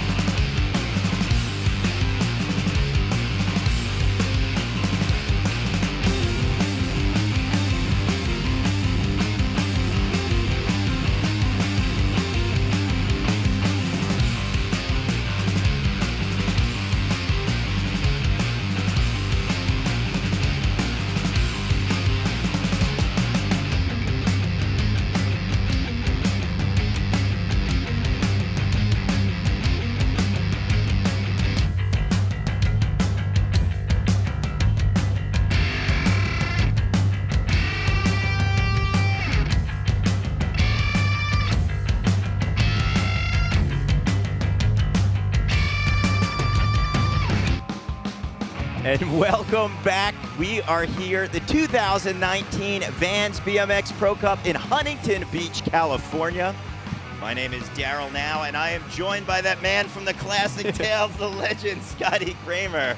If you guys want to watch the full story, you guys can go onto Vans YouTube and check it out, because I know a lot of that didn't make sense right there. Well, I did watch it, and I don't know if any of it made sense because it's all about you riding in competition, going for double backflips. Log on, check it out, Classic Tales Vans. It's on the YouTube channel. It's very cool to see. Well, we just had our first jam go down for our men's BMX finals. To say the action was heated and it was the best, the cream of the crop is an understatement. We're going to check in with Steve Crandall, who's got a little bit words of wisdom from one of the wilder riders of the heat, Mike Hucker-Clark. Muscle Beach is now Pork Chop Hill. It was surf combat out there with Mike Hucker-Clark. What's going on? This is your first time making it into the finals of the bowl contest here in your hometown of Huntington Beach. Tell the crowd what the deal is. Man, I'm just out here having the most fun of my life. I got my family, my beautiful wife, my stepdaughter, all my friends, the best bull riders in the world, all in the backyard. So You're stoked? Oh my gosh, I'm so revved up and run out of talent. So we saw the NorCal Kooks over there in the corner almost freak you out on that hang five. What happened on the Abubakar on the van sign? I just ran out of talent real quick. What's up, Derek? Yeah, Brad. Jake, holy cow. You're doing an interview here. What's going on? Don't worry about the audience. Let's get this party started right here. All right, we are going to go back to Scott and Daryl up top. But before we do, on behalf of everyone in Huntington Beach, we just want to say thanks and congrats to Mike Hucker-Clark. Let's party. Let's keep it going. You! Yeah, there you have it, Mike Hucker-Clark. Definitely a treat here at Huntington Beach. He's got so many locals and fans going wild for his riding out there, and with good reason, Scott. He's such an exciting rider. Oh, he's always been that guy. You know, everything that he's accomplished, I'm so impressed with. You know, guy from Huntington Beach, California, that put his name on the map in BMX for sure. Yeah, well, if you haven't had a chance to see the first jam, and even if you did, let's take a look at the highlights as we break down a recap of jam number 1. There's the man right there, Mike Hucker, going absolutely huge on everything. We got Pat Casey, who did so great, so much variety, so many big flare variations. Flare tail whip right there, the flat spin, 540 tail whip, the one we were just talking about a little earlier. Yeah, tomato, we're calling it awesome either way. Quan Madonna, look at this huge air, tail whip out of that scary deep quarter. Even the flare as well. Very cool perspective. You could actually see the height of that tail whip air on the quarter from that angle. Parker Heath had that 540. Oh, going down hard right there, trying for that over double peg, potentially hopping back. Thankfully, he was all right, throwing up the double deuces. So psyched to see JMC Sedano here in course, going for that manual foot jam. Quick little hop in, saying, hey, everyone back at home in Santiago, Chile. Look at me. And Mike Hill completely destroyed this course. He looked so pro out there, so close to landing that tail whip to fakie right at the last second, having the bobble off of it. But we also had Maligno showing up and putting on a demo, doing bar spins in and out of grinds, but also doing the highest airs of the day. What an amazing showing from heat number 1. And as this competition goes further, it's only going to get crazier. But look at this right there, tail tap, and that was when he was gonna go left, but he fell right, which was insane. He pulled that one off. Well, let's take a look at our standings. Argentinian Jose Torres Gil with an 81. Second, Colombians Michael Mochon with a 75.80. Parker Heath holding strong in third. Fourth, Pat Casey. Fifth, Juan Maidona. Sixth, Jose Sedano. And seventh, Mike Hucker-Clark. So we're looking at the points range in 81 to a 64.20. The highest numeric value that a rider can get is 100. They are going to be trying to get that top score from our judges. But this is a points race. We had our 3 stops earlier in the year, so our stop here at the World Championships, not only are the riders competing for the biggest chunk of cash out here, but top honors for their overall. Let's take a look at jam number 2 start list as we see the battlefield. And here are going to be the riders out there. Coming from Australia, we have Terrible One's Cody Pollard. Then from Tucson, Arizona, the 25-year-old mongoose rider Kevin Peraza. Our third rider, the Demolition, of 29 years old, Matt Cordova. And then we have our fourth rider to take course. The Spaniard, currently sitting second in points, is Sergio Leos. Your current point leader from Australia, the 26-year-old Jason Watts. Then we have the San Diego native currently sitting in fourth, Dennis Anderson. And last but not least, and you will see that when he takes to the course, the Gold Coast rider from Australia, Chris James, will be our seventh rider to take in jam number 2. This is a completely stacked jam right here. We have 3 of the 4 riders in contention in points going in this heat alone. So at the end of this heat, when we see the results, we're going to have a good idea of how this is going to play out. But we do have another rider in Larry Edgar that's going to be in the final heat who can also get in there and switch up everything. So this is going to be quite exciting, Darryl. Now, Scotty, the order of our riders, it's not based on the overall world standing after our 3 stops, one being in Australia, the other in Germany, and the last in Mexico, but it's based off of our semifinals. So we had our riders, the top 21, going in reverse order out there. We're taking a look at Cody Pollard as he is getting ready to drop. I know that the Backbone BMX boys are so psyched cheering on Cody. He has been an underground rider and ripper in Australia, so committed to riding, and so much so that our head judge, Joe Rich, was so psyched that he put him on Terrible 1. Right now, taking his first run of jam number 2, this is Cody Pollard. Cody's such a smooth rider.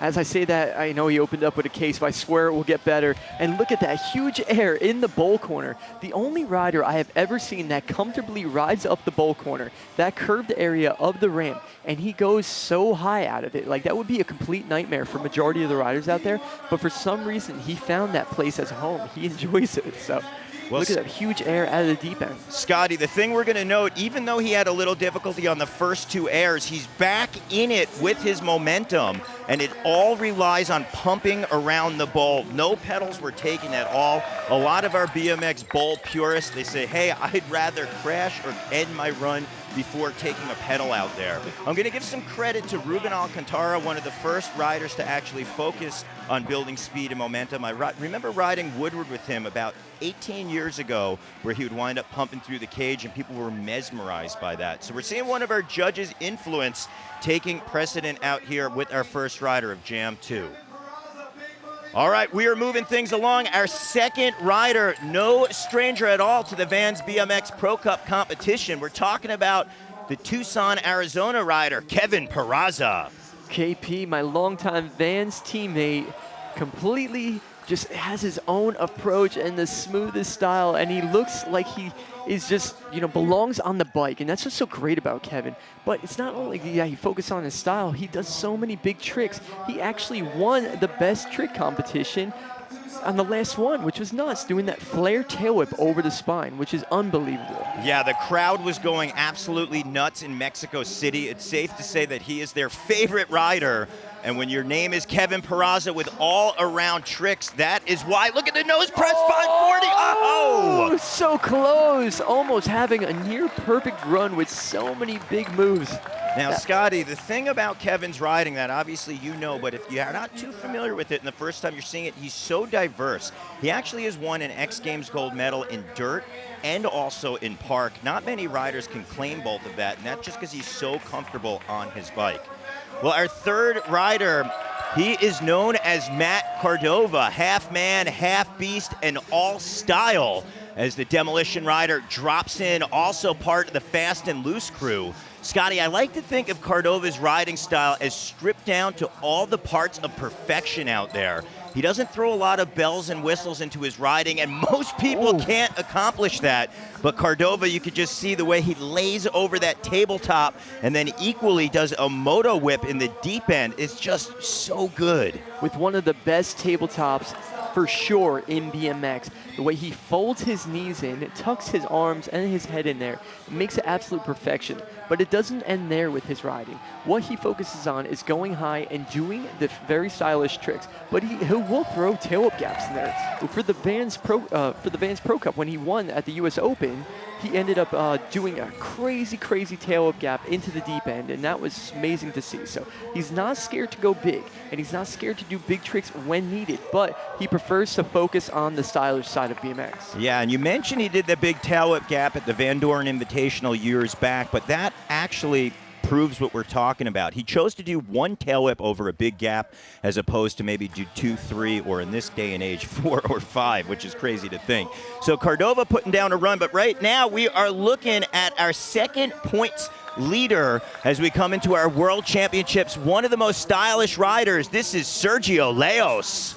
Sergio Leos has been around for so long. Even before I went pro, he was a professional. He made a name for himself. And here we are in 2019, and he is still at the top of his game, and he's still pushing the limits. Sergio is from Spain. He's got such great style. Around the world, everybody knows that this is one of the best skate park riders out there. Yeah. And when I say skate park riders, he can show up at every single skate park, and he can ride it exactly how it's meant to be ridden. He could ride the hips proper. He could spin both ways. He can carve, he can do gaps, and he can do the stylish tricks. And we're seeing in this run right now that transfer from one side of the Vans quarter pipe to the other and incorporating a stylish click turn down. That's Sergio Leos in a nutshell. Yeah, Scotty. I mean, what you're talking about is if you ever go to a skate park that Sergio's been, someone said, Sergio's jumped from here over to there, and it leaves everybody scratching their head, because usually to find a gap or a transfer, you got to dissect the bowl and be smooth enough to get the speed and carry your momentum. Well, right now we are passing the torch. The Australian rider currently sitting first in points. He has 2 first places back-to-back, which has never been done before at the Vans BMX Pro Cup. This is Jason Watts. Jason is such a unique rider, one of the most unique riders I have ever seen. And when I say that, it's because he's got such a diversity of skill and style, and he's goofy-footed, and he can spin both ways, and he could do crazy nose manual lines. Like, it just doesn't happen. He's one of a kind, the first of his kind, that's for sure. But look at what he just did in that bowl right there. Doing the pocket air no-hitter, straight into the pocket air. Oh, so close to getting that decade to manual. So he can do it all down. He's got the style, the big tricks. He's got the lines, and he's also got these tech moves like this decade to manual drop in. Amazing right there. And that's what you need to do when you are at the top of the points and you want to stay there. Wow, the octaves of the crowd just boosting, hearing that energy. I feel like we could hear the Backbone BMX boys down in Australia. I'm talking about Penny and Rizdi cheering him on right now as he's on the other side of the world and putting down a big line of that decade to manual. Well, right now it looks like Dennis Anderson, who's currently sitting in 4th in points, is going to drop on in. Dennis has been on a tear all week. During practice, he's been putting on a clinic on that Vans sign. I'm so excited to see what he's going to give us on run number 1 right now. But let's talk about Dennis's skill set. He's a street rider, he's a park rider, he's a dirt rider, he's an everything rider. He can do it all, and he excels at it. And here we go onto it. Lucky to 270 on there. First person to do that one. Downside foot plant to X up on the skinny part of the Vans logo. Like I said, I knew he was going to show up and really excel on that setup, but wow. Manualing around, he's going to go for the fast plant 180 drop in, and he pulls it. So you saw why he is regarded as the greatest all-around rider of all time, because he can ride everything and he can excel at it all. Doing that at the end of the run, a fast plant 180 out of a manual into a pretty deep bowl. That's probably about a 7-8 foot deep bowl that has pull coping. That is one-of-a-kind riding. Yeah, dropping it like that, coming in fakey. Right now, though, our 2-time defending champion, Southern California local and legend. This is the high-flying Larry Edgar.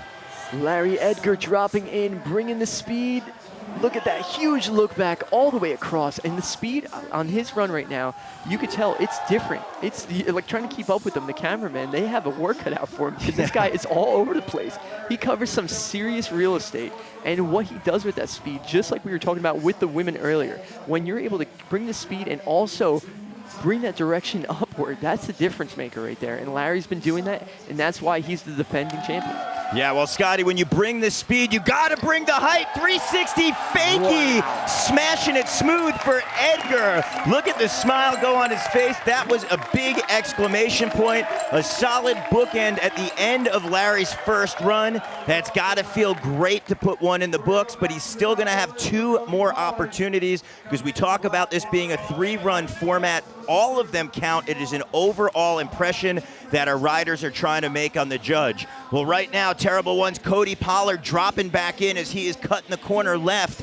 Then going right, let's see where Cody is going to Watch find this his lines. in the ball corner. Why would anybody do that willingly? That is terrifying. You don't have a flat surface to take off on. So when you're up in the air, you don't know exactly what you're coming down on. I don't know how he does that predictably. Like, it's terrifying. That would be my worst nightmare, pedaling at a quarter pipe in the bowl corner that fast. Well, one rider's nightmare is another's dream as Cody Pollard blasts on out. That was such a cool line, and then we saw him be super comfortable there as he came back for Emmanuel and then dove into the pool coping. Well, right now, Kevin Peraza on course. Scotty, we know a rider can choose any spot that they want to drop in on the bowl. They ride until they crash or they're tired. And Kevin Peraza right now showing you that he's got the endurance and stamina on run 2 as he does a no-handed pocket air to tabletop. So at the end of Kevin's run, he did that nose wheelie, and that was the only bobble that he had. Now, if he can keep everything going and he can bring these big tricks and bring the Kevin Peraza style that we know him for, he could be at the top of the podium today easily. Nice toboggan, pocket air in the deep end, beautiful tuck, heading over to the Vans sign with a switch downside tail up, kicking it the opposite direction, and here we go. He had to settle for a half cab in. He slowed down, which I was really surprised about. He really came to like almost a halt at that point. So yeah. I wonder why he did that. I'm really curious. I think adjusting the speed, especially if he had difficulty in his first run there, maybe wanting to play it a little safe as far as your speed adjustment goes. Obviously, we can't speak on behalf of Kevin, but what we can say, he's one of the first riders to kind of unlock that pivot on the front wheel. So Kevin going for it, having difficulty 2 times on that 540 nose manual pivot in. But right now, we got Cordova stepping through with the can-can picture perfect as we got our Vans team shooting photos and videos. You can log on to vansbmxprocup.com to see all behind-the-scenes photo galleries. We have Jeff Zielinski and also Rob Delecki shooting pics. There's that tabletop we were talking about. One of the best in BMX. Able to fold it over there, get his knees perfectly pinned in there, and making it absolutely picture perfect. And he does that for every trick that he does because he's got so much confidence in going fast at something and getting the right height and be able to take the time. Wow, look at that. That was a sick move. He just did a bar spin, the back wheel press, using the Vans sign. So not only is he going high and doing the high picture perfect tricks, he's also doing some tech stuff as well. Yeah, we are seeing as we progressed through our 3rd year of the Vans BMX Pro Cup that the riding expectations have changed.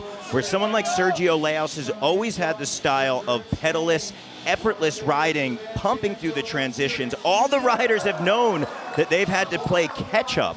So now what we're seeing is not only the smooth riding styles, but also some of the tech tricks getting thrown in that maybe you would see at a street competition. Someone like Kevin Peraza, also Jason Watts, or that we saw in earlier, Jose Torres-Gil. But right now, it's Sergio Leos as he transfers in. Sergio having a tremendous year. Not only did he win first earlier in the year in Australia, but he's coming off a win at the SourceBMX.com's Battle of Hastings last weekend. So he's feeling fresh and feeling really good as he comes into our final stop here in Huntington Beach. Yeah, he's looking really comfortable on his bike, and that is exactly what the judges want to see. And dropping in right now, we have our points leader, Jason Watts, using that tombstone, doing a nose manual, gapping in on the bowl. And look at that pocket air going to the right that time, doing that tabletop. So that's an opposite pocket air that he usually does.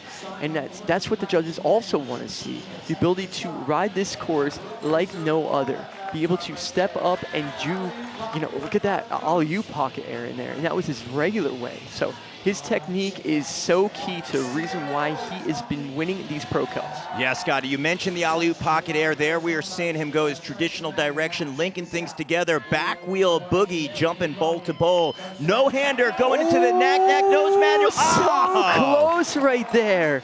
Wow. A tuck no-hander to a knack-knack nose manual. Trying to get redemption right so there. close. Having some difficulty.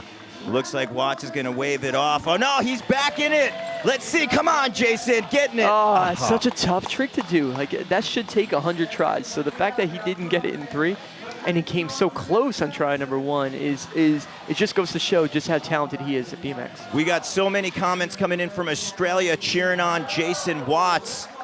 I know that we've got the Backbone BMX boys saying, go, Jason, go, but they are also cheering on Dennis Anderson as he is sitting 4th in points, the San Diego rider with the, oh, wow. Man, opposite air, and he threw the bar spins to his right. Dennis does not have an opposite bar spin. He claims that he feels completely comfortable doing bar spins both directions. So that time it would have been technically opposite for any other normal rider, but since Dennis normal, is, right? Yeah. I use the word Superhero. normal because Right. he's special. He's regarded as the greatest of all time. So that was very uncharacteristic of Dennis falling on that double bar spin, but right now we are seeing the characteristics of Larry Edgar with a big 2 combo, tabletop to tuck no-hander. Look at Larry. It's as if he goes into another dimension mentally to go for warp speed with the 360 transfer. Oh, man. I've been seeing him hit that gap over and over all week. I almost became a victim of that gap, standing on that railing that he hit just right there on that 360. So 360 over that had me confused watching him spin off that lip. Well, That let was me just serious. say this. The reason that you were potentially in place of danger is because no one thought that transfer was possible. That's what we're talking about out here. Scotty Kramer, one of the best riders of all time, didn't even think that gap was possible. But Larry Edgar trying to get it done with the 180 tail whip, hanging up his front wheel, throwing up the double deuces. He is going to have to catch his breath because he is going to have one more opportunity to get in that ring and swing a haymaker out there. This is getting fun, Daryl. We're on to the final runs right now. This is their last chance for 2019 to get their opinion of the judges verified on this course. Can they do it? We're going to find out right now. Cody Pollard so comfortable this time, just cranking it up a few more feet as he blasts big out of that pocket corner. Let's see the high-speed manual almost getting hit by Jason Watts. So much of the BMX family down in Australia is just cheering on our Aussie riders as Cody Pollard doing that tabletop pocket. Let's see the back wheel manual to tire slide in. There are no brakes at all on his bike. That was all finesse and caress. And you're seeing one Australian to the other. That is Pollard and Watts. All right, well, we got the pressure cooker building.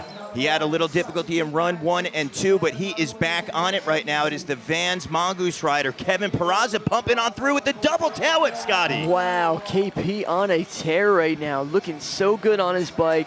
Tuck no-hander pocket air. Straight into a can-can tire grab, and it's awesome because that was switch over the hip, coming over the next one and doing it on the other one. That was so cool to see. KP's got such big tricks. We know that, he had 2 bobbles on both runs at the end, very end of the run. So that's going to work in his favor for the judges because it's so late out there. Now, Scotty, if a rider has difficulty in their run at the end, how much of an impact do you think that could be? It's overall impression. The judges, clearly they're going to want you to land it. But when it's at the end of the run and you've done so many amazing tricks to be remembered by leading up to it, that's what really counts. KP right there, just having a couple issues. I saw him going for a couple of different half cab variations that didn't seem to work out for him. So he still had a very, very good approach to the course today. All right, on course, also repping for Team Soil. We got bar spinner Ryan and the Southern California riders cheering on Matt Cordova. There is the tail whip transfer. Very reminiscent of when he got first place at the Van Doren Invitational. Scotty, not only did he catch that tail whip high, but it enabled him to get the speed to boost one of the higher airs we've seen out of that Vans quarter pipe. He brings it out when he needs it. He's very strategic about his riding. That's why it looks so effortless and it looks so perfect because he wants perfection from himself. So that's why he decided to bring the tail up because he knew he had to do it at height, catch it, and be able to catch and keep the speed going. And so far, he is cutting some serious laps around this course, landing so high on everything, keeping the momentum going. All of his tricks have been dialed. Great riding for Matt Cordova today. Yeah, dialed is definitely the way to explain things. That was a very unconventional use of the tombstone sliding off the side. I believe he backed his bonk peg, getting a huge round of applause and respect from the riders out here. Much deserved for Matt Cordova. There was a look at the North California corner right there. We mentioned Camera Birdwell being in the house.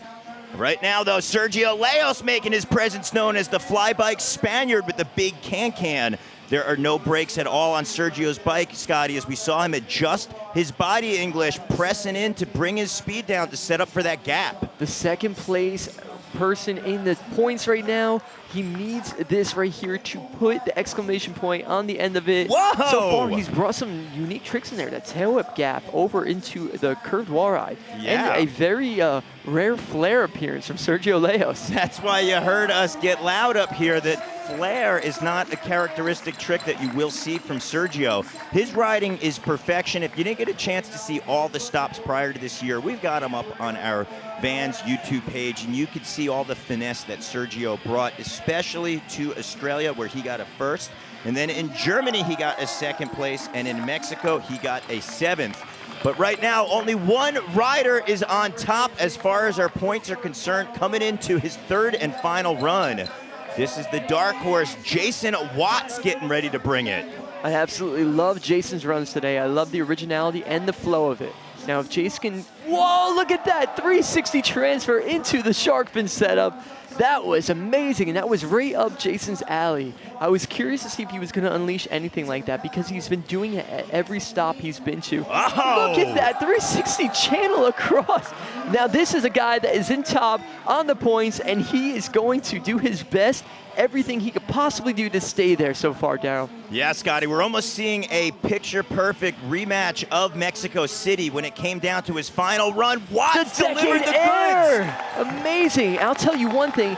Jason's parents have come to their first stop of the Pro Cup, and they are in the crowd right now watching him. So I know not only is it such a big deal for him just to be out here with his friends, but having his parents here, that is huge. That was huge indeed. You're seeing Rob Morales from Colt down there, his bike sponsor, giving a big hug. Super psyched on his riding. That was also Vans TM Colin McKay. But right now on course, Anderson bonking the top of that Vans sign. Wow, right on the small part of the sign as well. Using that tombstone to his advantage with the can-can. Now, Dennis had such awesome tricks in his run. Let's see what he brings. There's the double. Getting it smooth that time. Yes, not falling off the side of it. So we're going to get hopefully the rest of this run from Dennis, and he's going to end with an exclamation point because I think I know what he wants to do, and it might be on that Van sign, and it's going to blow your minds. So let's see if he heads that way right now. There's the can-can plant on it. That was a nice one, but I think he's coming back for more. Wall ride to bar spin on it. Is he done yet? Foot jam to fakie on it. And he lands it perfect. I knew he was going to go for that one. I was hoping he was going to get a chance to deliver. And yes, he did. What a session, you know? The fact is, he didn't use the course like a full skate park that time, but he put on a show for everybody, a full clinic on that Vans logo. Exactly, you know, epic how Dennis Anderson should be. Anderson coming back for his 3rd and final run, 3 for 3 up on that sign. You see Gabo, the BMX announcer extraordinaire from Mexico, cheering him on. Larry Edgar on course somehow, Scotty, going higher than he managed to in his first 2 runs. I didn't think that was possible. Wow. It's amazing to see how far Larry has taken his career in BMX. Double tail whip gap into the side again. Gosh. Well, I got to tell you, even though he washed out, I don't think that will be heavily deducted in points because he has no brakes and you're flying all the way across the park. It's almost impossible not to wash out a little bit. But the judges are going to determine as Edgar does a 360 at height. Oh! So close to landing that one with the exclamation point right there. That was serious. Yeah. Larry Edgar, he's always been, you know, a staple of the Pro Cup series, showing up and showing everybody he's here for a reason. He belongs, and he is the current champion for a reason. So we're going to see exactly what the judges think of the riding on this one. We're going to see how it all unfolds because we're going to get an idea. We're going to figure out pretty much who is going to be the champion after this heat right here. Yeah, Scotty, if you thought that the first 2 jams were crazy, we have our top qualifiers from our semifinals who have yet to take the course here. This is the 2019 Vans BMX Pro Cup World Championships. Heat number 3 coming your way soon.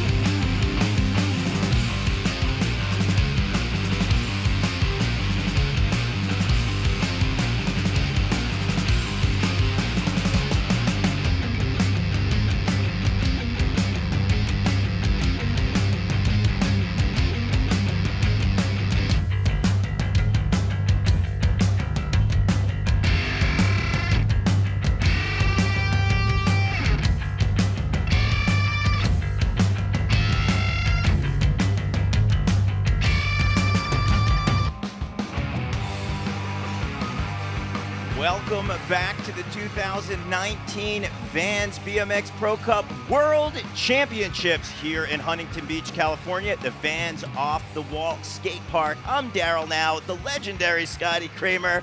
Scotty, what was that? Jams 1 and 2? Crazy. That was completely stacked, that last jam. What we just saw on there was seriously the highest level BMX you could possibly get at a skate park. Like, you had the biggest names in that group right there. All the top guys that are currently in the chase for the points finale. It's going to be unbelievable to see how it all unfolds in the judges' eyes. I can't even believe what we've witnessed. One more heat to go, but let's talk a little bit about heat number 2. One of our last riders out there, the San Diego rider, one of our favorites as well, Dennis Anderson. I'm getting word that Steve Crandall is down at the pool party to catch some words from Dennis. All right, Steve Crandall back on the deck. I about blew a head gasket watching you ride that last run. Dennis Anderson, tell the crowd what was going on and how things worked out in heat number 2. That heat was sick, going behind Sergio and Jason, 2 of my favorite riders. And then I blew my second run. I was like, man, I got to make it up for the boys. So I was like, I'm either going to fall or just try a bunch of shit on the Vans logo. And somehow it worked. I don't know. It worked out awesome. I don't know if you're allowed to swear on broadcast, though. Can I? Anything goes at the Vans BMX Pro Cup right now. I think I can speak on behalf of everybody here right now. Most people are speechless after watching you ride, but we're going to go back to Scotty and Daryl up top. Any last words before we go into group number 3? Huntington Beach, thanks for being here. Yee! Rock and roll. Well, thank you, Steve, and thank you, Dennis. Definitely making it happen in your third and final run. Again, Scotty, 3 huge tricks up on that Vans sign. That was crazy. That was so cool to see, and I saw him doing stuff like that in practice, and for him to be able to nail that, especially that foot jam to fakie, landing on that edge of that Van sign, perfect strategic, and getting it when it counts. Yeah, it's all about delivering the goods when it counts. Let's take a look at some of the highlights from jam number 2. So there's our man, Cody Pollard from Australia. There's that crazy ball corner air that is Scotty. up there. I like how you highlighted the fact that he's not transferring and he's also going from the pocket back into the pocket, making it so much more difficult. It's unbelievable. And here's Kevin Praza doing the double tail up. So many big tricks, so much classic style, kicking that Superman secret Indian air. Then we have our man, Matt Cordova, the local guy, not from far at all, showing you guys exactly why he belongs with his classic style and big tricks. Here's that tail whip drop in next to that wall. That's a pretty scary tail whip that he pulled off. And then there's Sergio Leo, second place in points this year. He has been on a tear as well, coming fresh off of a win. Jason Watts, our current points leader, currently winning the last 2 stops. We're wondering if he can keep that momentum into this one as well. Such great riding. Dennis Anderson, the newest guy onto Vans BMX Pro, the team. Look at the lucky stall to 270, dropping in on the Vans logo, bringing that manual to fast play, and 180 dropping on that ball. So much classic style from Dennis Anderson, so many big tricks. And then there's Larry Edgar, the current champion, the defending champion, showing you exactly why by doing all these crazy high airs, 360 fakie in the deep end on a pull coping. Like, it's just unbelievable the level of riding these guys are at. Look at that, 360 and sliding out right at the last second. And then Jason Watts, the decade on that Vans quarter. And then here's the show right here with Dennis Anderson. The foot jam fakie on that Vans logo was insane, Daryl. Yeah, Dennis putting down 3 big tricks back to back to back. That's wild to see. That was our top 2 heats, but 1 heat with our top riders from our semifinal have yet to take the course. We are going to wind up seeing where our riders sit because this is a points race. And not only do we have over $82,000 courtesy of Vans, which is a very nice thing, but we do have that overall points championship. We had our stops around the world, as we said, Australia, Germany, Mexico City, as we get ready to watch our riders take to the course. And Scotty, since we had our semifinals, they're the ones that technically rode it better than our other riders yesterday. So they had the advantage to say, hey, I'm going to go, you're going to be in the last heat to go, and you're going to be able to sit back and kind of watch the other riders. Now, as a competitor yourself, How does that feel as far as your heat placement is concerned? Well, it's nerve-wracking when you have to wait for that long because, it's building up and you're seeing all this great riding and you're like, man, am I going to do enough? Did I pick the right tricks? Did I design the right run? But, in the judges' eyes, you want to be one of the last people to go because you want to show them why you are the last one. You want to put, that exclamation point on there so they can be remembered. So. Well, let's take a look at the current standings after Jam 1 and 2 have been complete. So 14 riders took the course, and Watts sitting in that top spot with an 86.50. Your defending champion, Larry Edgar, so close, an 85.80. Dennis Anderson with an 84.90. Sergio Leos in 4th, 5th being held on to by Jose Torres-Gil, 6th Matt Cordova, and 7th Kevin Peraza. So as we take a look, an 86 to an 80 is the top 7 places, followed by Cody Pollard, Michael Mogajon, Parker Heath, Pat Casey, Juan Medona, Jose Sedano, and Mike Hucker Clark. Those are your top 14 riders, but as we mentioned, this is a 21-rider final. The top 7 riders have yet to take the course. So we also, in addition to those points out there, we do have 2 other contests that are going on within this event. We actually have a best line contest that's going on within the event where the judges are going to award $750 to our riders for that. And afterwards, we're going to be doing a Raddest trick competition. But let's take a look at the start list as we get ready to launch our 3rd and final heat as we break down the 7 riders that we're going to wind up seeing. And Scotty, I got to tell you, if you thought the last 2 heats were diverse with their riders, take a look right here. The Gold Coast, Australia's Chris James, the 16-year-old sensation that jumped on our tour from Brisbane, Australia, Josh Dove, local San Diego, California legend, dirt brother, Gary Young.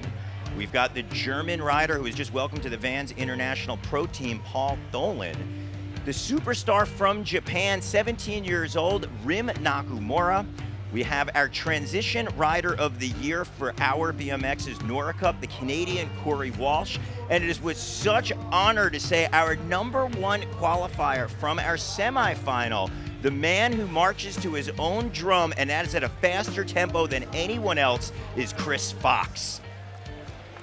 So right now, Scotty, we're getting ready as we see our first rider, Chris James, another one who has made his name on our Vans BMX Pro Cup the first year we took place 2 years ago. And right now, Chris James dropping in. Chris James is one of my favorite riders out there. I will go out there and say it because this dude is no joke. He goes so high. He's got the craziest tricks, and I have so much fun every time this guy drops in. Did you hear what Scotty just said? It's one of Scotty Kramer's favorite riders with good reason. Scotty, look at Chris James go. He's been riding so well in practice, and it's so cool to see because he's got such a different approach, and I love that he's getting his chance to showcase his riding to the world because he's got such unique tricks. He's another goofy-footed rider. Look at that flare no-hander, and he hangs on to it. Whew. Great run from Chris James on run #1. Wild style for Chris James. As we said, there's going to be a best line contest that the judges will pull from the play field of competition, and then afterwards we're going to have an open jam for Raddest trick. Chris James right there getting it done for his first run. Our next rider, 16 years old. When we were at our first stop in Sydney, Australia at 5 Dock, we said, who is this young ripper out there blasting just as high, if not higher than the pros, and looking like a veteran the way that he composed himself? Well, his name is Josh Dove. We got Dovey right now doing it for Colony, Vans Australia, and ProTech taking the course. Dovey has blown everybody's mind out here, not just the pros, but all the BMX riders around the world. His approach to the course and his approach to riding is so rare to see nowadays. And his style is it's unlike anything we've seen in years. He's another goofy-footed rider, and his choice of tricks and his choice to do these certain tricks the way that he does is what separates him as a BMX rider. But the fact that he's only 16 and has the confidence to go that fast at a deep end in a bowl is what separates him for sure. Yeah, that style right there with that alley-oop moto whip. Scotty, it's almost as if Josh Dove has taken the best parts of all the Australian riders and said, let me take a little influence of Jason Watts with those opposite one-foot table 360s. Let me take some of the high-flying air of Chris James. Let me take a little style of Cody Pollard and put the mix together. So Josh Dove putting his first run down. Well, our third rider, he is your rider's rider. Doing it for Vans, Sunday, and Odyssey. He is an X Games gold medalist, and he always is known to find unique lines. This is Gary Young. Look at the alley-oop 360 to start things off and landing absolutely perfect on the shark fin. Gary has been on Vans for so long, and he is still at the top of his game. It's amazing to see. Riding that Vans quarter pipe. What? Ooh, the 540, but the bars went forward on that one. Man. That was crazy. I would not think that 540 transfer would ever be an option for anybody out there. The fact that Gary just did it and rode away from it. I know the handlebars slipped forward, but something had to give with that kind of momentum.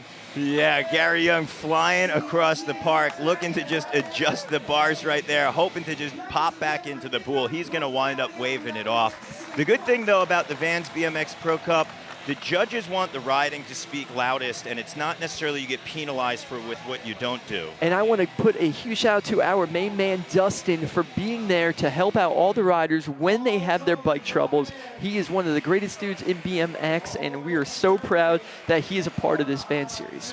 Yeah, Scotty, you're talking about Dustin T. Oram, spends his time out at Woodward and also praising the good Lord for all of our riders out here. Paul Tholen with the huge tabletop transfer. That was a big gap, and he was able to crank that tabletop and hold it across it. That was huge. Yeah, now, Scotty, Paul's another one of those riders who's the future of BMX that we have seen him arrive in his own style. He rides at the 040 skate park in the Netherlands where he's perfected this high-speed big blasting out here. Just welcome to the Vans team as he does a huge no-handed transfer. So Paul is such a unique rider as well because he goes both ways on all of his tricks. Like everything he does, it's so hard to figure out which his regular direction is compared to, you know, his not so normal one because it looks perfect as well. There's times where I see him and I completely forget that he originally was goofy foot and he would do a 180 over the spine and it looked opposite. So very, very interesting, you know, to see so many different riders with so many different, you know, techniques out there. But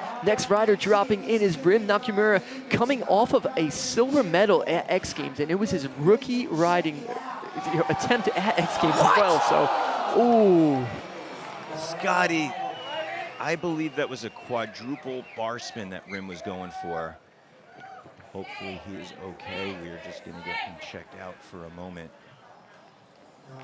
Rim is definitely one of the tougher riders out there. We've got an amazing medical staff. We are going to give Rim a few moments to get checked out. It looks like the crowd is having some mixed reactions out there as Rim is just going to take a minute to breathe. As we mentioned, we have some of the best medical staff. We have Trish Bear from Bear Sports Essentials, who makes sure all of our riders are getting going. Scotty, you know sometimes you just fall, you knock the wind out of yourself, you wind up getting back up and back to it. Yeah, it's a shame because it's a part of BMX. I mean, and like, let's be honest. There's a reason why I'm not out there with the guys right now. You know, I had a tough crash myself, and I've fallen many a times. And there's times where you get back up, and there's times where you never know what happens out there. So we all gotta respect every time we get on our bike. We need to realize that what we're doing is dangerous. So. But the crowd's going you can hear the crowd, and us. You can see them just over our shoulder as Rim Nakamura is giving the thumbs up out here. He is with Trish Bear. As we said, he's getting out of the bowl. You can see Jerry, the bad boy Batters, the man who helped make this event possible, as Rim Nakamura is getting cheered on by thousands of fellow riders and fans. We're going to give him a moment to get checked out. Hopefully, Scotty, you never know. He might be in the next two runs out on the course. As we said, our riders are super tough. Sometimes you got to get your bearings, but we know we will not let anybody ride if they're not cleared first by medical. So Rim walking off. He is the Japanese sensation. He's a superstar when it comes to Japan. But right now, the superstar of transition of BMX, he just got himself a Nora Cup out in England. We're talking about the cult rider of Corey Walsh. One of the fastest guys out there for sure. Corey Walsh has a racing background, was competing at a pro level, and decided to transition into BMX freestyle. And wow, since then he has put on quite the emphasis on what it means to be the transition rider out there, because he is just coming off of Best Transition Rider of the Year, the NORA Cup Award, and you are not voted that by chance. Those are the riders that you ride with all over the BMX, the guys that are at the top tier that are voting you there. So you know that this guy is the real deal. He has so much pump, so much speed, so much style as well. Yeah, Corey grew up at the Hastings Skate Park in Vancouver, some of the bigger transitions out there, so that's where he cut his chops as a younger rider. Corey currently tied with Gary Young for 5th place as we move into our men's ranking for the World Championships. Now, I like to think that Corey kind of redefined what it is to ride transition by finding the unique lines, pumping in and pumping out.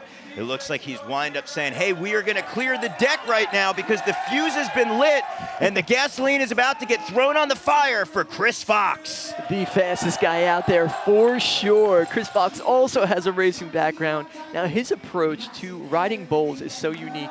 He immediately gets there and he's like, all right, how can I open this one up? Where can I go as fast as possible and connect my lines? You'll see a lot of manuals, you will see a lot of gaps, and you will see a lot of huge lookbacks, and we love every bit of it. Chris Fox transferring from that shark fin into the bowl right there, landing it actually like in the bowl corner, pumping around. This camera crew has a big job ahead of him keeping up with this guy. Fox going the distance coast to coast on that transfer. It's crazy to think that we have witnessed all other riders on course, and the 20 of them have not taken any of the lines that Chris Fox has out here. Scotty, I like to think that's the case because Fox is actually going fastest on course, opening up different parts of the bowl that you can't get to unless you have all that speed. We're seeing Mike Hugger-Clark being psyched right there for fellow rider Chris Fox, cheering him on. So that was our 7th rider of Jam 3. That means we're going to re-rack the deck and go back to the top for Colony's Chris James. One of my favorites right here dropping in. This guy is nothing but a good time on a bike, and a huge flare over that Vans quarter pipe. He was clear over the top of it. And look at that 540 in the deep end. Nobody is doing that. Nobody. I mean, not even like anybody in this competition. Like nobody in the world will do that 540, the technique that Chris James just did.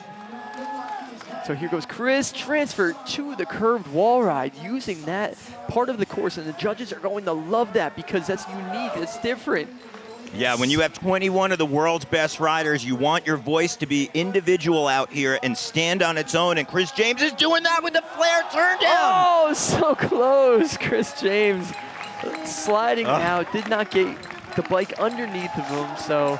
But now, man, Scotty, what an amazing run, though. That was, and no rider wants to fall at all, but if you wind up, if you're going to crash coming down from an air, where do you want to try to put your body in worst case scenario? It's all technique, but when it comes to a flare, he did the right thing about sliding down on his side, on the the edge of his butt right there. But next rider dropping in is 16-year-old Josh Dove. Everybody calls him Dovey. It's amazing to see the confidence at such a young age from this kid, not only in his riding, but showing up here with the world's best BMX riders and being able to stay composed, stay confident, and put on such a show every single time. Such great style, that one-footed tabletop. I was talking with Robbie Morales yesterday, and he brought it up. He said he hasn't seen somebody, bring that kind of style since Mike Aiken. You know what? And huge shout out to Mike Aiken for being one of the first guys, I'm going to say the first guy in BMX to really put the emphasis on style and really show, what it means to be stylish. Look at Josh Dove with the manual, holding onto the handlebar with both hands like that, and he gets it into the deep end. Wow, the crowd is going nuts right now. And a flare for Dovey as he flies out, and the Huntington Beach fans are going absolutely ballistic for the 16-year-old rider. Dove is currently sitting in 10th place as far as points are concerned coming into the World Championships. Australia, he got 10th in Germany, and a 12th in Mexico. He is in the final, so that means he'll be getting a big chunk of points. But right now, Gary Young with the foot plant over the Vans sign. Foot plant invert, classic Gary Young move. going from that small quarter pipe into the deep one.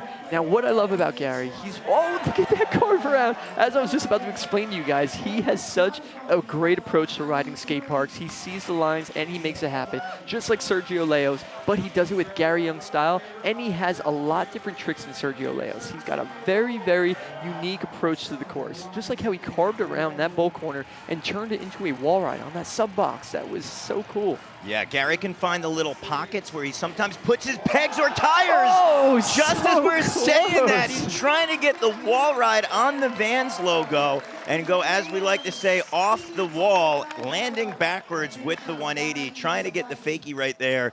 Young washing out a little bit, but still a solid run prior to that point. So Gary Young currently sitting in 5th. As we said, he's tied with Corey Walsh. Right now on course, Paul Tholen with an alley-oop tabletop. Paul pumping in and bringing that first jump he did, he gapped into the deep end. That was a scary one. He went from the edge of the Vans quarter pipe and went into the deep end on top of the wall, pulling that one in that manual. He's brakeless as well, so he can't control, his bike from looping out. That was such a cool line right there. Scotty, the great thing about the manual is what he did after that as well. He had enough speed to pump in the quarter, meaning that the manual is smooth enough to transfer over to that roller from the big quarter pipe. Tholen is psyched. He is getting a pound from Andy the Z-Man Zeiss, who's one of our Vans BMX Pro Cup coordinators, and Vans TM. So cool to see the camaraderie, getting all of the high fives out there. You can see Cabo in the Mexican wrestling mask. So word is coming in that Rim Nakamura is going to be getting checked out. He is going to pass on his second run, but that means that right now the course is open for Corey Walsh. Corey Walsh is flying right now. So many amazing lines from this guy. I've seen him in practice open up a couple I hope we're going to see right now. Heading towards the Vans logo. Nice alley-oop, bringing that style with that late tabletop. Look at that gap into that deep end right there from the curved wall ride corner. That is serious stuff right there. Corey Walsh, part of the Fast and Loose crew. They have been working on a video. Oh! Wow, big transfer. Talk about a unique line. Thankfully, Walsh is up to his feet. He is standing loud and proud as Huntington Beach is rewarding his efforts. That was such a big transfer, Scotty. He had to utilize his entire body, almost a bunny hop off the wall to pull out into that transition. But as we said, Corey Walsh, Fast and Loose crew, same with Chris Fox. They are working on a video that will be released potentially after Thanksgiving. But right now, it is all about the final day here for the run of Fox just flash flying through the bowl, Scotty. The energy on the crowd, on the deck right now, this is what BMX is about. All these guys are feeding off of it, and you could tell in their riding. Look at the speed, look at the height, look at them pushing the limits and trying to ride their best right now. And Chris Fox is doing what he does best, bringing the speed, bringing the carbs and the airs to this run right now. Now, a lot of times on courses, Chris Fox is too fast to get through it. Oh, man. Landing a little bit nose heavy right there. He is doing a starfish in the bottom, meaning that he is okay getting back to his feet. Huntington Beach is absolutely loving Chris Fox. And I was about to say, Scotty, I had a chance to talk to Chris, and a lot of courses can't even contain his speed. It's as if he has a different tire on his bike. He's running demolition tires, if you're wondering. But his can't even be concerned as far as speed goes. And he goes, you know what? I ride at one pace. I like to think a Lemmy and Motorhead, that is who fuels me up. It's as if I'm hitting play on a tape deck right before I drop in. So Chris Fox definitely making Lemmy proud out there. He'll have a third and final. But right now, this is jam number 3. Our 7 riders who are about to take the course. This is going to be their final time. So they are going to want to make things count. We got the Colony rider, Chris James, getting the thumbs up as he drops in. Oh, this is going to be exciting right here. Chris James is going to bring the heat. Look at that. Oh, Chris James hanging up heavy on that quarter pipe across. I believe Chris is just catching his breath right there. Wow, everybody giving a big round of applause here in Huntington. Please do the same at home. That was a very hard slam from Chris James. You saw how excited and juiced up he got. He tried to transfer from that far quarter all the way back. There's actually drifting not only a 15-foot gap, but also back about 6 feet. It's very hard to precisely get. And I think that Chris was actually trying to go a little extra speed to set up for that big deep end quarter, but he wound up hanging up a little bit and going down. Can you imagine what we were going to count that quarter pipe? I can't imagine. I don't want to imagine. Chris James is an Australian who's part of the contingent who is just cut from steel. But right now, the young rider, Josh Dove, on course. Dovey bringing the speed, bringing the style as well. Look at that 1-foot tabletop. You can hear the whole crowd. Everybody on the BMX deck just kind of goes into like a hush, you know? It's like watching like your favorite basketball player just shoot like the perfect three-pointer, do like amazing dunk. Here we go, Dovey right now. His mom is in the house as well. It's cool to have the family support as he has been traveling around the 4 stops on the globe. Dovey hitting that pocket, dropping in nice and fresh with a one-handed table. And Scotty, I know you're taking note. Both directions, Dovey is just blasting all the way out of the bowl. Yeah, you shouldn't be doing that at 16 years old. You should have, had to have earned it. But somehow he's put the work in and he's earned it already at 16 years of age, which is nuts. Going for the manual, stepping off right there. Yeah, Dovey, big runs. 3 are done right there. Not only is he a veteran with his riding, it's just his composure out there. He is so chill and relaxed. Hey, I'm just high-fiving Gary Young, Corey Walsh. I know I'd be down there freaking out because right now, Gary Young, the OG Dirt Brother, being cheered on by Vic Murphy, dropping in with that power wheelie. That's what we want to see. There's the alley-oop 360. Lands that one perfect again. Let's see if he continues out on Tombstone Tabletop. Well, Scotty, I know who else was psyched on that power wheelie. We've got our artist for the artwork here, Taj Mihelich. He is in the house. He blessed us with his artwork this year on our World Cup tour. As we got Gary Young going his opposite direction, setting up. Double peg, hopping over. So Gary's got such great control, and he's got such a great use of cores. Downside double peg grind. Look, just think about that. He uses pegs in 3 different areas that not many people would even think about using, and he did it all within a run. Wall ride 180. Oh, he was so close that time. It was so close. The rollout, he just started sliding and drifting, and his momentum got turned right at the last second. But man, that was awesome to see. Yeah, Scotty, when you go backwards, things can be amplified with the speed. And Gary Young just washing out right there. There's that gap again into the deep end. It looks absolutely terrifying, and he did it twice today. Paul Tolan is a force to be reckoned with. Look at him bringing in that manual, and he's carving to his left way, but he can also carve to his right, just like that. And that's what makes him so unique, and that's why he is at the level he is in BMX, on the Vans BMX Pro team. The Olin right now making Germany proud. Toboggan transfer. That's where you grab the seat, twist the handlebars, and float through the sky. Tail tap. Oh, man, that was a brakeless tail tap attempt for Dolan, throwing up the horns. He is psyched, even though he went down. He did exactly what you said, Scotty. If a rider's falling, they want to try to land into that transition, utilizing it as a slide. The worst-case scenario is to go all the way down to flat, where you could wind up getting hurt. Right now, we are going to Corey Walsh on course. Whoa, that was a huge air, Darryl. Wow. That was unbelievable. I'm going to say unofficially the highest air we've seen, but yet we got our 5 judges out there who are not only looking for high air, but also the best line, as we've got our 3rd and final jam underway with Corey Walsh and a big transfer. That is so nice from that, that lower quarter pipe into the deep end. That is terrifying, and it's a pocket air as well. Corey Walsh, like we mentioned this earlier, the transition rider of the year for great reasons. What he's done to BMX, his contributions has changed transition.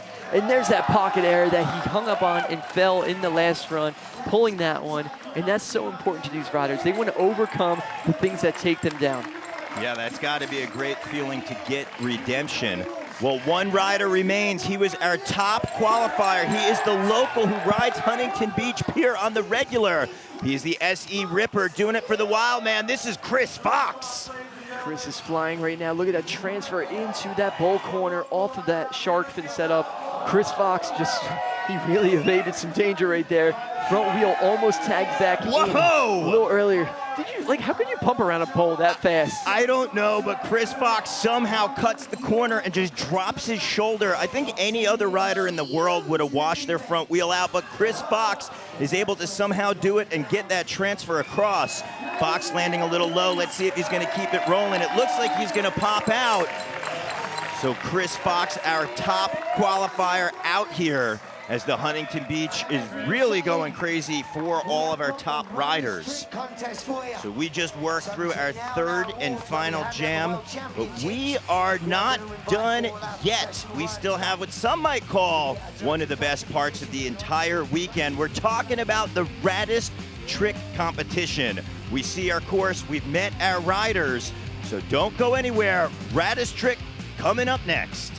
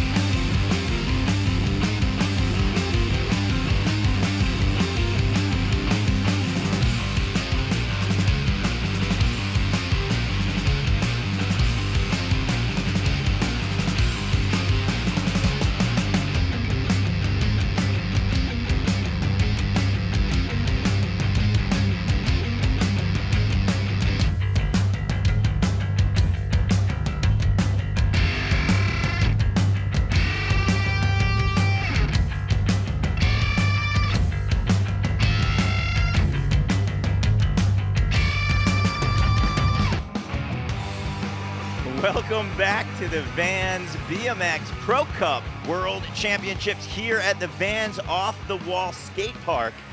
We just witnessed 3 jams, 21 of the world's best riders. We traveled all around the globe, Australia, Germany, Mexico City, and here in Huntington Beach to get that motley crew out there, witness some of the craziest riding. My name is Daryl now. I'm joined by Scotty Kramer. Scotty, such an honor having you here today. Man, this was a fun one, and it was such a pleasure to be able to call this competition with you, especially they had us on the edge of our seat through the whole entire contest, Daryl. Yeah, and if you didn't get a chance to look at heat number 3, good for you. We've got a recap. So we're going to check out some of the highlights from the top 7 finishers in the semifinal and look at some of the action that went down in jam number 3.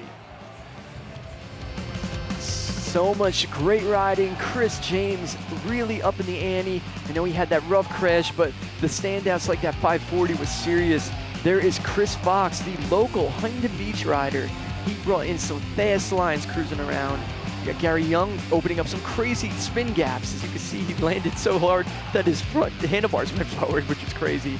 Paul Tolan, all the way from Germany, brought in his own unique lines to today's event, bringing that manual on that top deck. Then you have the Canadian Corey Walsh, Transition Rider of the Year, showing you exactly why he deserved it. Josh Dove, this 16-year-old rider from Australia, really putting on a style demo out there for everyone.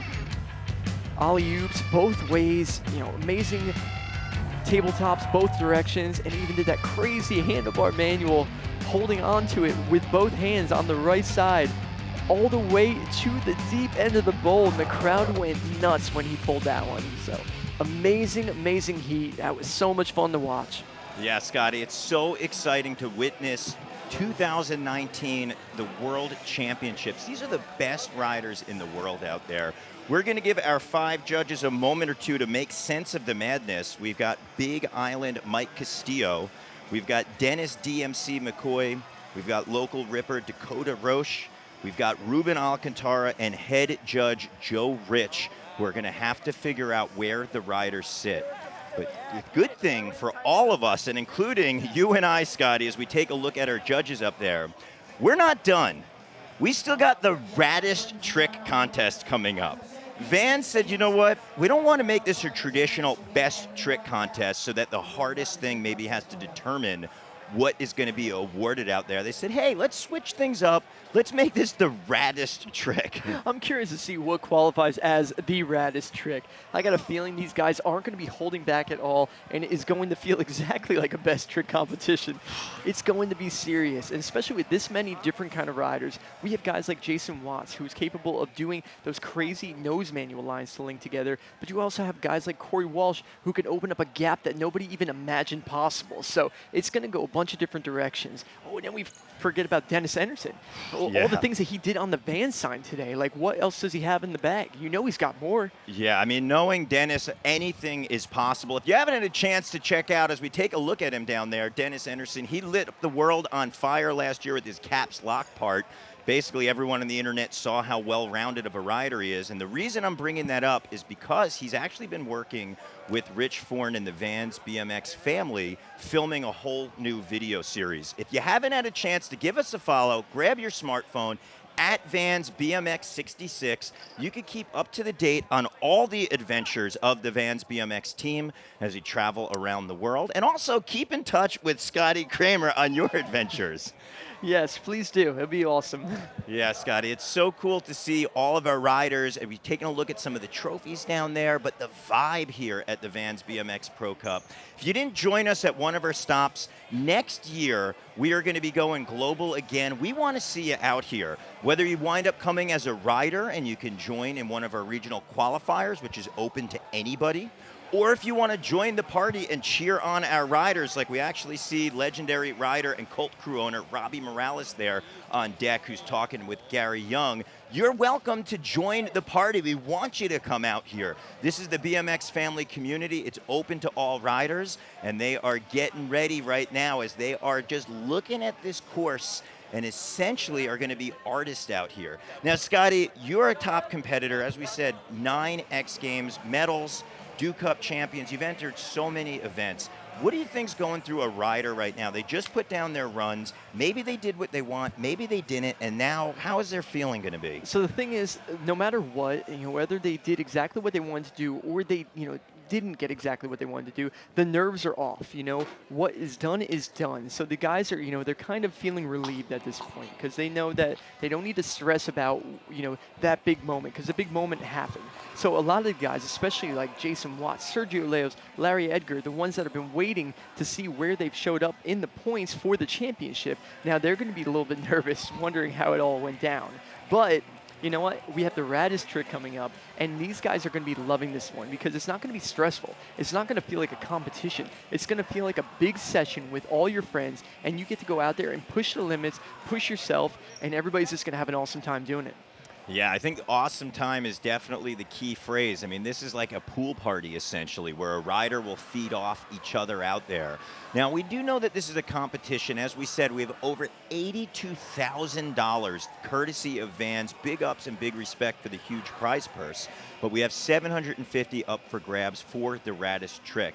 I want to ask you, Scotty, how much of this is like a competition where it's like a cutthroat thing, or are you cheering on your friend that's out there? How does this work for our riders? Yeah, there's nothing about, people like, I want to be the one that wins. Like, you want to go out there and you want to do your best trick for yourself.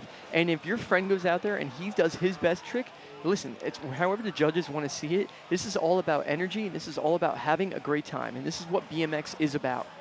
Yeah, that energy is so important. And for all of you watching at home, we want to hear from you. Drop some comments of who you think are going to basically be doing the craziest moves out here in the bowl, or what styles, or what you think you might see.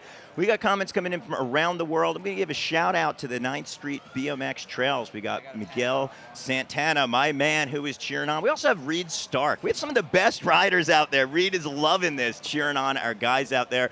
He is telling me that he's psyched to see Corey Walsh. I'm going to twist the table, though. Scotty, what do you think we're going to see out there? I'm hoping to see some, you got to use this course to its fullest. You got to look completely around this place and be like, okay, if that gap right there, maybe, it might work, but it needs a moment to really push up and rise up to the occasion, and this is what it's about. So I'm hoping to see something that's groundbreaking. I'm hoping to see something new to BMX, that people are going to be talking about nonstop, because the level of, riding, because of the riders that are here today, should be through the roof. It really should.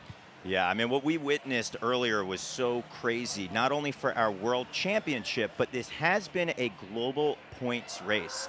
Let's take a look at what the board was as far as coming here for 3 stops. So what we're seeing, this does not include what we witnessed here in Huntington Beach. But as we had our 3 stops, Australia, Stuttgart, Germany, and Mexico City, Mexico, we have Jason Watson top with 276 points. Sergio Leos sitting strong in second with 254 points. 2-time defending champion Southern California boy Larry Edgar with 232 points. And we saw the man who worked that Vans sub box 3 big hits in a row, Dennis Enerson, with 212. So Scotty, if we take a look, that's not a big point spread, 276 to 212. Yeah, it's really not at all. It was super tight, and it just goes to show the level of riding right now. There's not one guy that's standing out, especially when you're traveling to a bunch of different skate parks, because every skate park is different. The design is going to be different. The ramps, the direction that everything goes. So some skate parks may cater to other riders, you know, and that's just the way it is. But the fact that these guys are staying that close just goes to show how talented this group of riders really are. Yeah, and we're talking about the top field of BMX riders, but we know so many of you are brand new to the sport of BMX. We want to get you involved. So again, make sure you log on to vansbmxprocup.com. You can check out where their next stops will be next year. But right now, we are about to get started as we look at the canvas of creation for our riders for the Raddest trick competition. Look at this bowl, one of a kind, designed specifically for our World Championships here in Huntington Beach. And we are getting ready for the Raddest trick competition. We're going to throw it down to the man at the pool party, Steve Crandall. What's up, everybody? First of all, thank you for letting me join you here. The finals were absolutely out of control. We're going to get things started for the best trick winner-take-all 15-minute jam on the course. Back to the guys up top, and let's get this party started.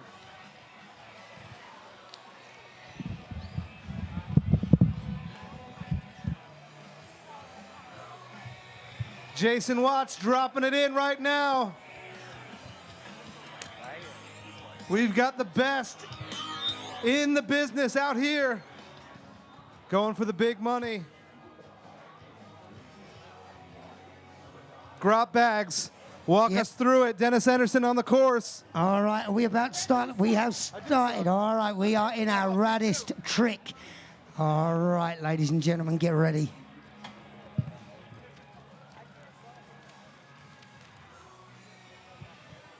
This is what's known as a full-on freak show in the bowl.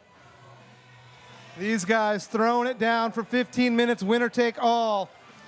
All right, now check it out. Gary Young, we saw this 360 transfer earlier, but we didn't. Oh, not sure, and I don't want to call it, but it looks like that could be a variation on that transfer. All right, one of the stars of the finals, Jason Watts. 360 in the long one now. Jason Watts has some of the wildest 360 variations in his bag. Here comes Dennis Anderson. Yo, Dennis the Ennis, whoa. Off the wall, back onto the wall, dead sailor over the Vans logo. It's like an advertiser's wet dream right now. Yo, nosebug 540 to fakie. And just in case you're wondering, that's the winner of the last best trick at the last 2 rounds, Mr. Kevin Peraza. Pat Casey, check it out. Whoa, landing so high on the transition. Spin cycle right there. I didn't even know what was going on. Who's in? Oh, I'm pretty sure that whole line is going to be a manual to pop up to manual and then maybe a trick on the way in. Here comes Jason Watts back on the course. Now, check it out. 1,000-watt burn. Look back 360. Starting to leaf through the 360 variations. Dennis the Ennis back on course. Oh, pretty sure he's going to bunk and do a little something. Kevin Peraza bringing it in. This is winner take all. Wow. Backflip 180 to fakie. Michael Mongalong, check it out. Manual, pop to manual. Oh, Winner's gonna get a brand new 1984 Ford Escort. 6 cartons of menthol cigarettes, some overcooked ramen noodles, and a weekend with Dennis Anderson at the beach. Nose bump to bars. There it is.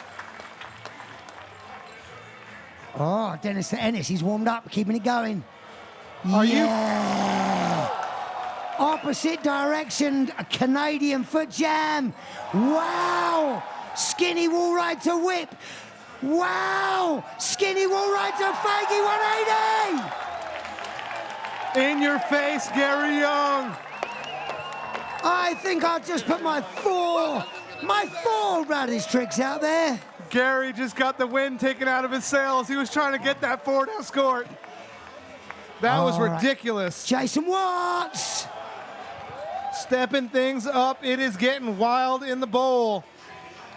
Nice line from Jason Watts. One-footed table, 360 transfer. All right now, Pat Casey. Check it out. Saw that tail whip flat spin last time.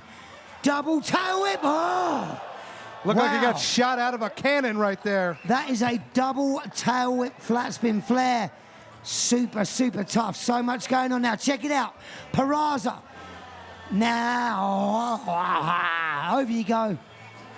All right, got to get himself lined up perfectly. All right, Dennis the Ennis for another 4 tricks. Dude, I don't even know. Chill out on the Vans logo, Dennis. Letting the bird fly. Jason Watts on the course. Who's keeping the clock? Yo! Decade to look back air. That one's serious right there, man. I don't know how you're yawning, Vern. Dude, a decade This to is turn wild down. right now. All right, check it out. He's got some speed up. We've seen this 360 transfer. Oh! Just under 10 minutes left on the clock. Gary Young on the course. It is absolute pandemonium. I haven't seen anything this crazy since Rocky 3 when Thunder Lips threw Rocky into the crowd. Nobody catches that reference. All right, Michael, check it out. Up, wants to whip it. Dude, sliding into home base. Wildness. Kevin Peraza. Oh, Woo. Downside tail whip 180. All right, now, Pat Casey back in. Check it out. You saw that first attempt last time. It's a double tail whip flat spin, and it is no joke. Boom. Wow. Wow. Wow, like it's on rails. That was absurd. Check it out. Toothpick 180. Oh, this one's good now. Dennis spinning there, but putting the front peg down. Jason Watts. There's that no-hander to knack nose. Dennis Inside that Anderson. last 10. Oh, here we go. Oh, here comes Gary Young's Young. back on it. Check it out. What? What? Are you sure? Are you sure? Gary Young with that ever controversial half cab. Oh! You all right, Gary? If you're gonna make some noise, make it now. He's shell-shocked. Wow. One more time, HB. Make some noise for Gary Young. Huge 360 tail whip. Wow! Street tricks. I'm stunned right now. I don't even know what's going on.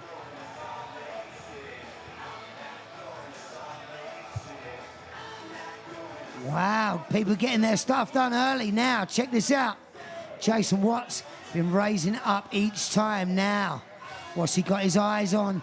Headed out. He got some speed up. Oh. You're going to have to do a little bit better than a one-footer, Watts. I just seen Gary Young do a 360 whip transfer. Yo! That guy trying to clean up the flat bottom with his brand new shirt. Michael. Dennis Here comes Anderson, check it Anderson. out. Dude, I'm pretty sure he... Ow! Ow! Ow! Trying to from ghost top ride the rope. whip right there, I think. Pretty sure Dennis is going up, and he's 180 into toothpick to 180 over. Flip-tastic. Definitely not winning with that one, Watts. Flip-tastic, mate. Whoa, Pat Casey back in. Thought the business was taken care of, but apparently not. Oh, check this out. Oh, looks like we got some fakey magic for you. Peraza back in. Whoa, bar spin fives. We must be getting towards that last 5 minutes now. What's keeping it going? Yeah. Whoa. Whoa. That was cool. A little can't bit get- unexpected right there, Grot Bags. Cannot get that combo in McDonald's. 6 minutes left on the clock. Hypermoggle and Fleazy, dude. He's back at it, trying to clean up the course. Of course. Inside our last 5 minutes.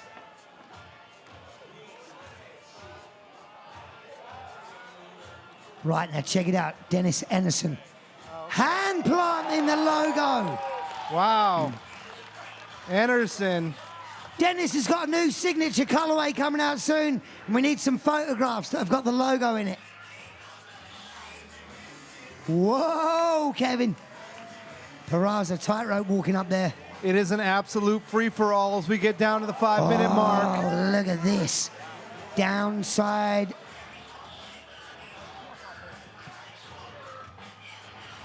Jason Watts trying to go downside tail whip up into the nose manual. Just under 5 minutes on the clock. 4 minutes, 20 seconds left. Check it out, Casey going to fakie. He needs to get that just right. I've got a feeling we've got some splendiferousness from the future for you. Dennis Anderson apparently has got more business with the logo. Oh, he's going fakie. Ah, all right, so in case you can't see from the grandstands, he's going to can to foot jam and then stall into fakie. Jason Watts going for a downside tail whip to nose wheelie. Now, Kevin Peraza, eyes on the logo, going, oh, next. Here comes Felipe back on the course. Check it out, he's trying to flare into the curve, whoa! Whoa! That was Dude. ridiculous. That was so rad. Wild looking. Yes, Felipe.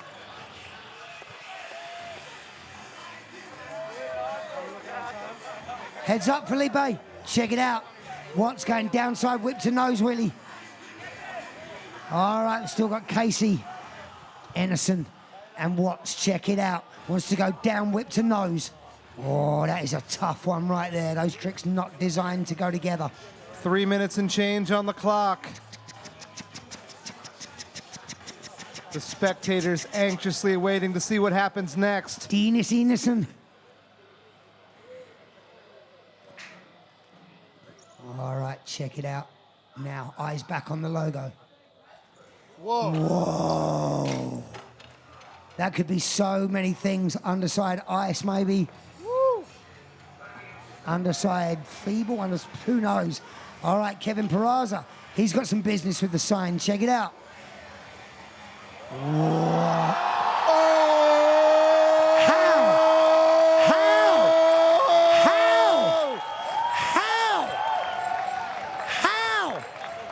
I am shocked. How? That looked like it wasn't going to get pulled right up until the moment it got pulled. Dude, Kevin Peraza, ladies and gentlemen, let's make some noise for him. Wow. Foot jam, tail whip, nose pick on the sign. Watts, downside whip. Dude, I'm freaked right out by that. As soon as he's on, whoa, Peraza not finished. Check it out. Eyes on this little spine transfer. Whoa. Dude. Chill out, Peraza. You're killing the judges. Big Island just popped a blood vessel in his forehead watching that one go down. He's going to have another tattoo there in a minute. Check it out. Downside whip to nose. Oh. All right, Watts looks like he may be trying to go downside whip to hang 5. Time has got to be running down now. 2-minute warning, 2-minute warning. Jason Watts. Oh. This one is a video game trick right here. Trying to whip the back end and then land front foot on the peg into the nose wheelie. Oh.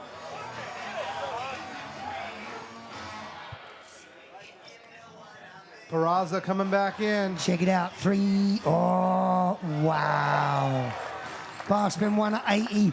Tail whip half cab on the way in. All right, time is ticking down, kids. If you've got something on your mind, now may well be the time. Oh, Gary Young back on course. Can he get himself some speed? Where is he headed? Oh. And looking for a little something, something. I see what you're looking at there. And I like it. Watts chasing it. Wants to go down whip to hang 5. All right, Gary Young.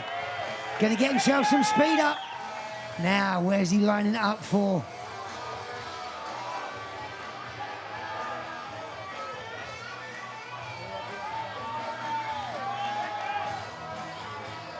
Oh, come on, Watts, you got it. Here we go, check it out. 45 seconds left on the clock. Huntington Gary Beach, Young. let's get loud for these riders. Time is ticking down. Jason Watts, downside whip to hang 5 attempt. Hucker Clark, surf's up. Surf is up, HB. Surf is most definitely up. Kook of the day right there, Mike Hucker Clark. Underneath the canopy. Ladies and gentlemen, round of applause for Mike Clark. Jason Watts, downside whip to hang. All right, Gary Young's back on it. Where's he headed? All right, Huntington Beach, that is going to be time for best trick. Riders, do whatever you want. I don't even care. Jason Watts. But we are going to move into the award ceremony shortly.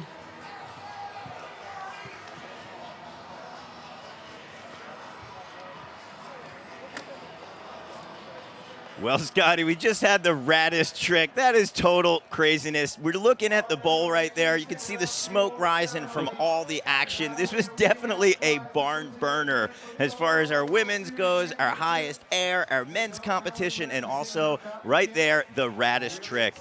Don't go anywhere because we are about to have awards to figure out not only which rider is on top and getting the biggest chunk of that $82,000 in cold hard cash, but also who will be crowned world champion here at the 2019 Vans BMX Pro Cup. But before we get to the awards, we're going to treat you to a few highlights from our men's final.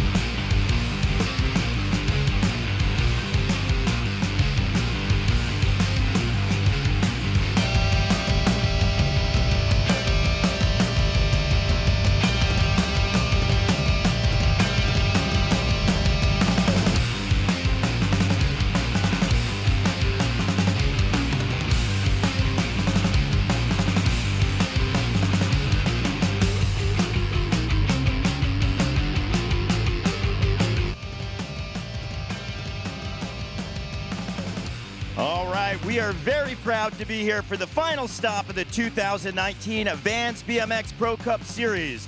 A very big special thank you to Huntington Beach for hosting our event, and a huge special thank you goes out to all of our athletes and our fans. Here to present our awards, Zach Sheets, Vans North American Skateboard Marketing Manager. Jerry Batters, Vans North American Sports Events Manager. Dakota Roche, Vans BMX Pro Athlete. Justin Villano, Vans North American Senior Manager Marketing Action Sports. And last but not least, Andy the Z-Man Zeiss, Vans BMX Pro Cup Manager.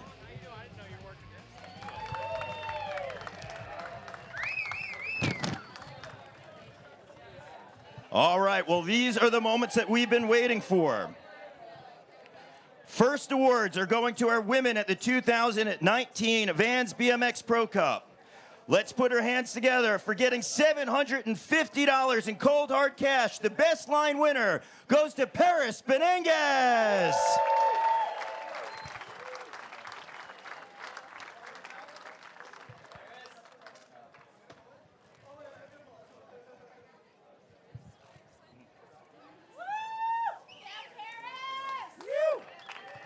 Let's hear it one more time for Paris Benenguez.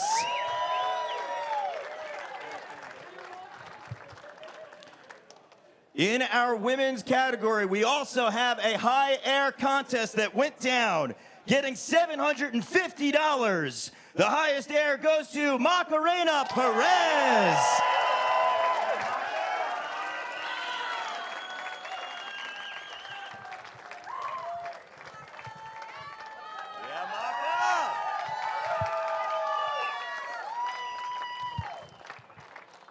All right.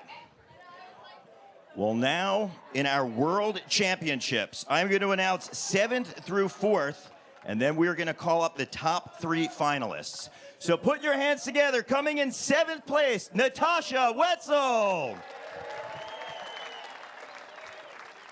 6th place, keep that round of applause going for Natalia Diem. 5th place goes to the Spanish rider, Teresa Azcoaga. And 4th place goes to the legendary rider, Nina Buitrago. Now, in no particular order, I am going to welcome Nikita Ducaro, Macarena Perez, and Paris Benenguez. Please come on down.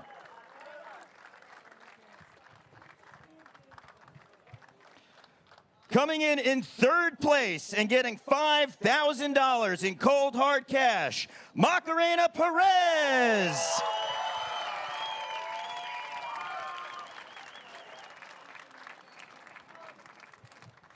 And the suspenseful moment, getting $7,500 in cold hard cash and a 2nd place trophy. Put your hands together for Nikita Ducaro. And that means that your 2019 Vans BMX Pro Cup World Champion final stop and $12,000 goes to Paris Benenguez.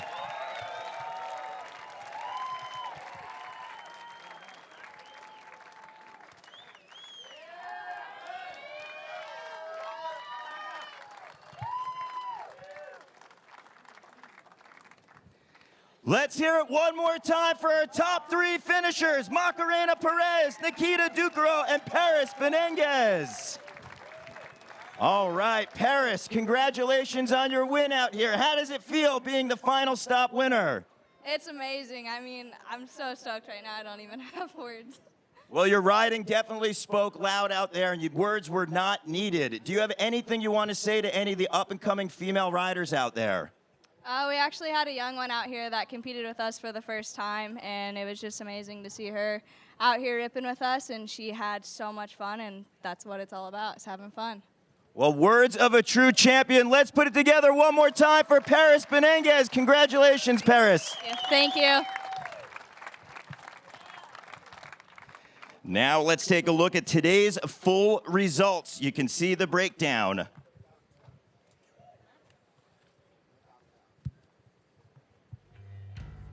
As you can see on the big screen, we got the breakdown of our full results. Paris Benenguez coming out on top. But today was all about the women and the men as we had different competitions going on, and one of those was the best line winner. Getting himself $750 in cold hard cash, the local boy, the fast flying Chris Fox.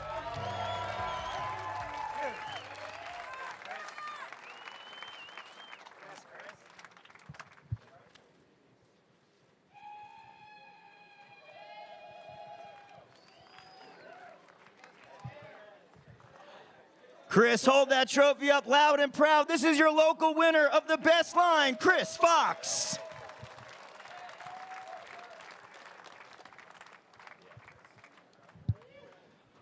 All right, we had 15 minutes that were locked and loaded on the clock, open to all of our riders for the Raddest trick competition. Coming out on top and getting $750. He is the local Dirt Brothers from San Diego with an alley-oop 360 tail whip transfer, Gary Young.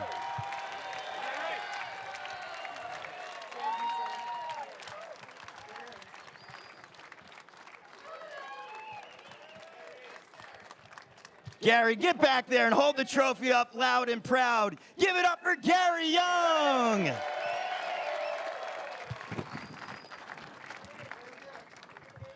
All right, well, I'm going to announce 10 through 4th, where we are going to show a big round of applause for our riders' efforts, and then the same, we will welcome up the top 3 finishers. Put your hands together for 10th place, coming all the way from coming all the way from Argentina, Jose Torres Gil.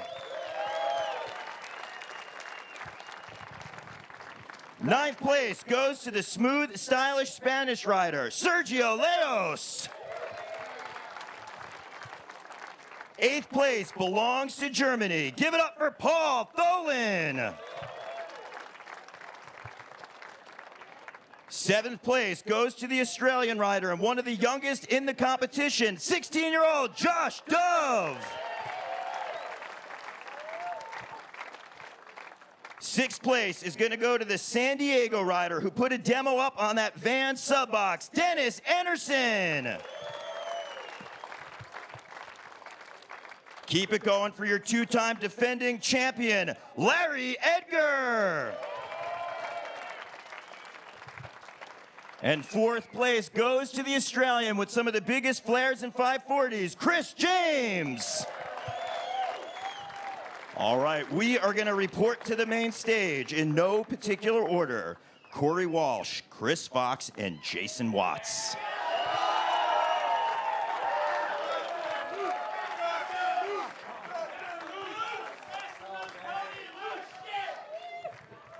We are looking at our top 3 riders of our 4th stop. Australia, Germany, Mexico City, and now Huntington Beach for our World Championships. Getting himself $5,000 and a 3rd place trophy, the Australian Ripper, Jason Watts.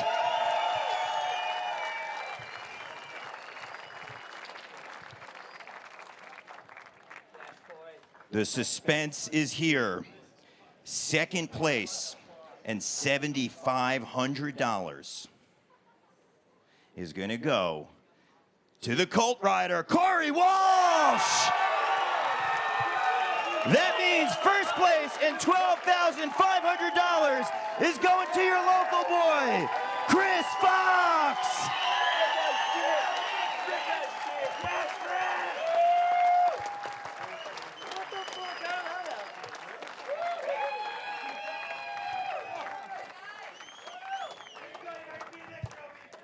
All 3 of you, hold those trophies up loud and proud. Chris, we're going to put you in the middle. Hold those trophies up loud and proud and let that round of applause match for our top 3 finishers, Jason Watts, Corey Walsh, and your local Chris Fox. All right, Chris. Chris, you are just the man I want to talk to. Congratulations, the 4th stop on our World Championships, your hometown. How does this feel right now? Man, I don't even know what to say. That's crazy. Holy, dude, I don't even know what to say. This is badass. Well, your riding was definitely crazy indeed. Watching you out there full speed, all riders need to know what goes through your head as you drop in for a high-speed run. I mean, I don't feel like I go any faster than like Corey or any of those boys go, so I don't know. I have one thing I do, and I just stick to that, and that's that. So stoked everyone liked it this stop. Hyped, man. Everybody, thanks for coming out. Well, we're very hyped to watch you riding out there, and definitely you are very modest, as if we had a speedometer, you would be breaking the knob on that, going high speed. Anything you want to say to riders out there that maybe take their own approach around the world? Yeah, man, just keep doing whatever you want to do. You don't need to fit in. You just, if you like one thing, stick to that, and just stay true to yourself. It's all good. Awesome, Chris. Well, I got to say, you made Lemmy, Motorhead, and Huntington Beach very, very proud. Congratulations, Chris. One more time, hold that trophy up loud and proud and give it up for Chris Fox.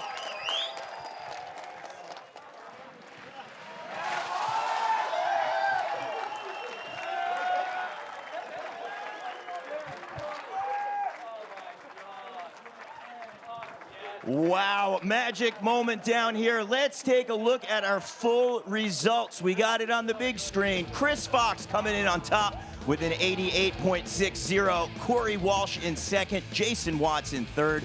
Chris James in fourth. Fifth belongs to Larry Edgar. Sixth to Dennis Anderson. And seventh being held onto by Josh Dove. Coming in eighth place, Germany's Paul Tholen. Ninth, Sergio Leos. 10th, Jose Torres-Gil. 11th, Matt Cordova. 12th, Kevin Peraza. 13th, Gary Young. And 14th to Cody Pollard. The 15th place belongs to Michael Mogajon. 16th goes to Parker Heath. 17th, Pat Casey. 18th, Juan Medona. 19th, Jose JMC Sedano. 20th, another local rider, Mike Hucker Clark. And 21st to Rim Nakamura. So there are your top finishers for Huntington Beach. All right, we are not done yet because this was a world championship, meaning that we started things off in Sydney, Australia. Then we moved over to Stuttgart, Germany. Then down to Mexico City, Mexico. We just witnessed the top riders as they got the top points and top purse here in Huntington Beach for our world championship. Now we're about to crown our men and women's world champion. Here to present the award, give it up for Jerry Batters.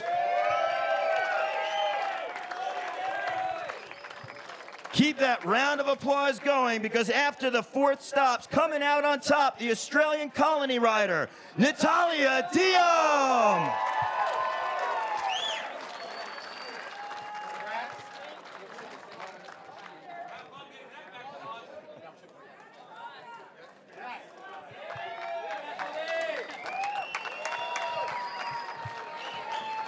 All right, I am here with Natalia. Congratulations. How does it feel to be the champion at the 2019 Vans BMX Pro Cup?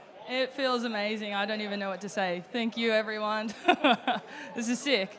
It definitely is. And I got to say, you have been such a big inspiration for women riders around the world. In Germany, we saw you give your bike away. Anything you want to say to the up-and-coming female riders out there? Just keep shredding and try as hard as you can. That's it, really. Well, congratulations. Hold that trophy up and a big round of applause one more time for Natalia Diem.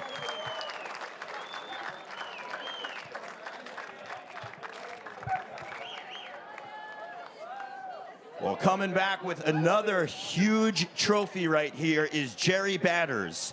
As we had our fourth stop, all the riders around the world competed in our regional qualifiers, then our finals. We just witnessed madness go down here in Huntington Beach, and when all the points were tallied, one rider came out on top. Let's put our hands together for the Australian rider, the Vans Ripper, Jason Watts.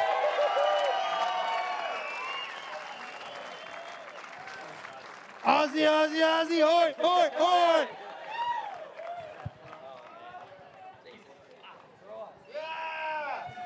Look at that trophy. This is your 2019 Vans BMX Cup World Champion, Jason Watts.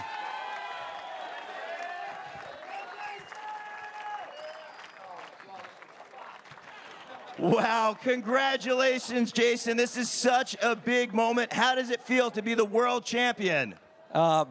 Speechless. I don't know. First, Chris wins, which makes all of us fucking win. So, I don't know. This is one of the best contests ever. Everyone kept the rubber side down, and I don't know. Thank everybody. I don't know. Thanks for everyone. I don't know. Yeah. Speechless. It's great to hear you that way. I know how much this means to you. You are so committed to your riding. What was your approach as we came into the World Championships? You had 2 wins prior to this. Did you feel the pressure?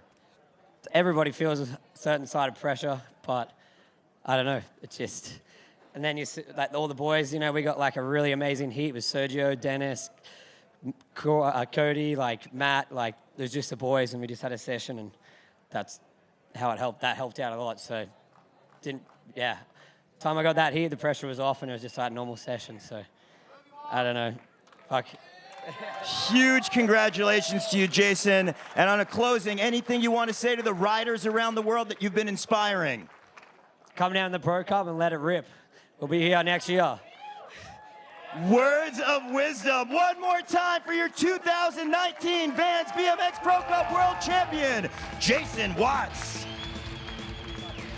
Want to give a huge thank you for everyone coming out for your support at the Vans BMX Pro Cup all series long. We will see you next year. For updates, highlights, you can check out vansbmxprocup.com.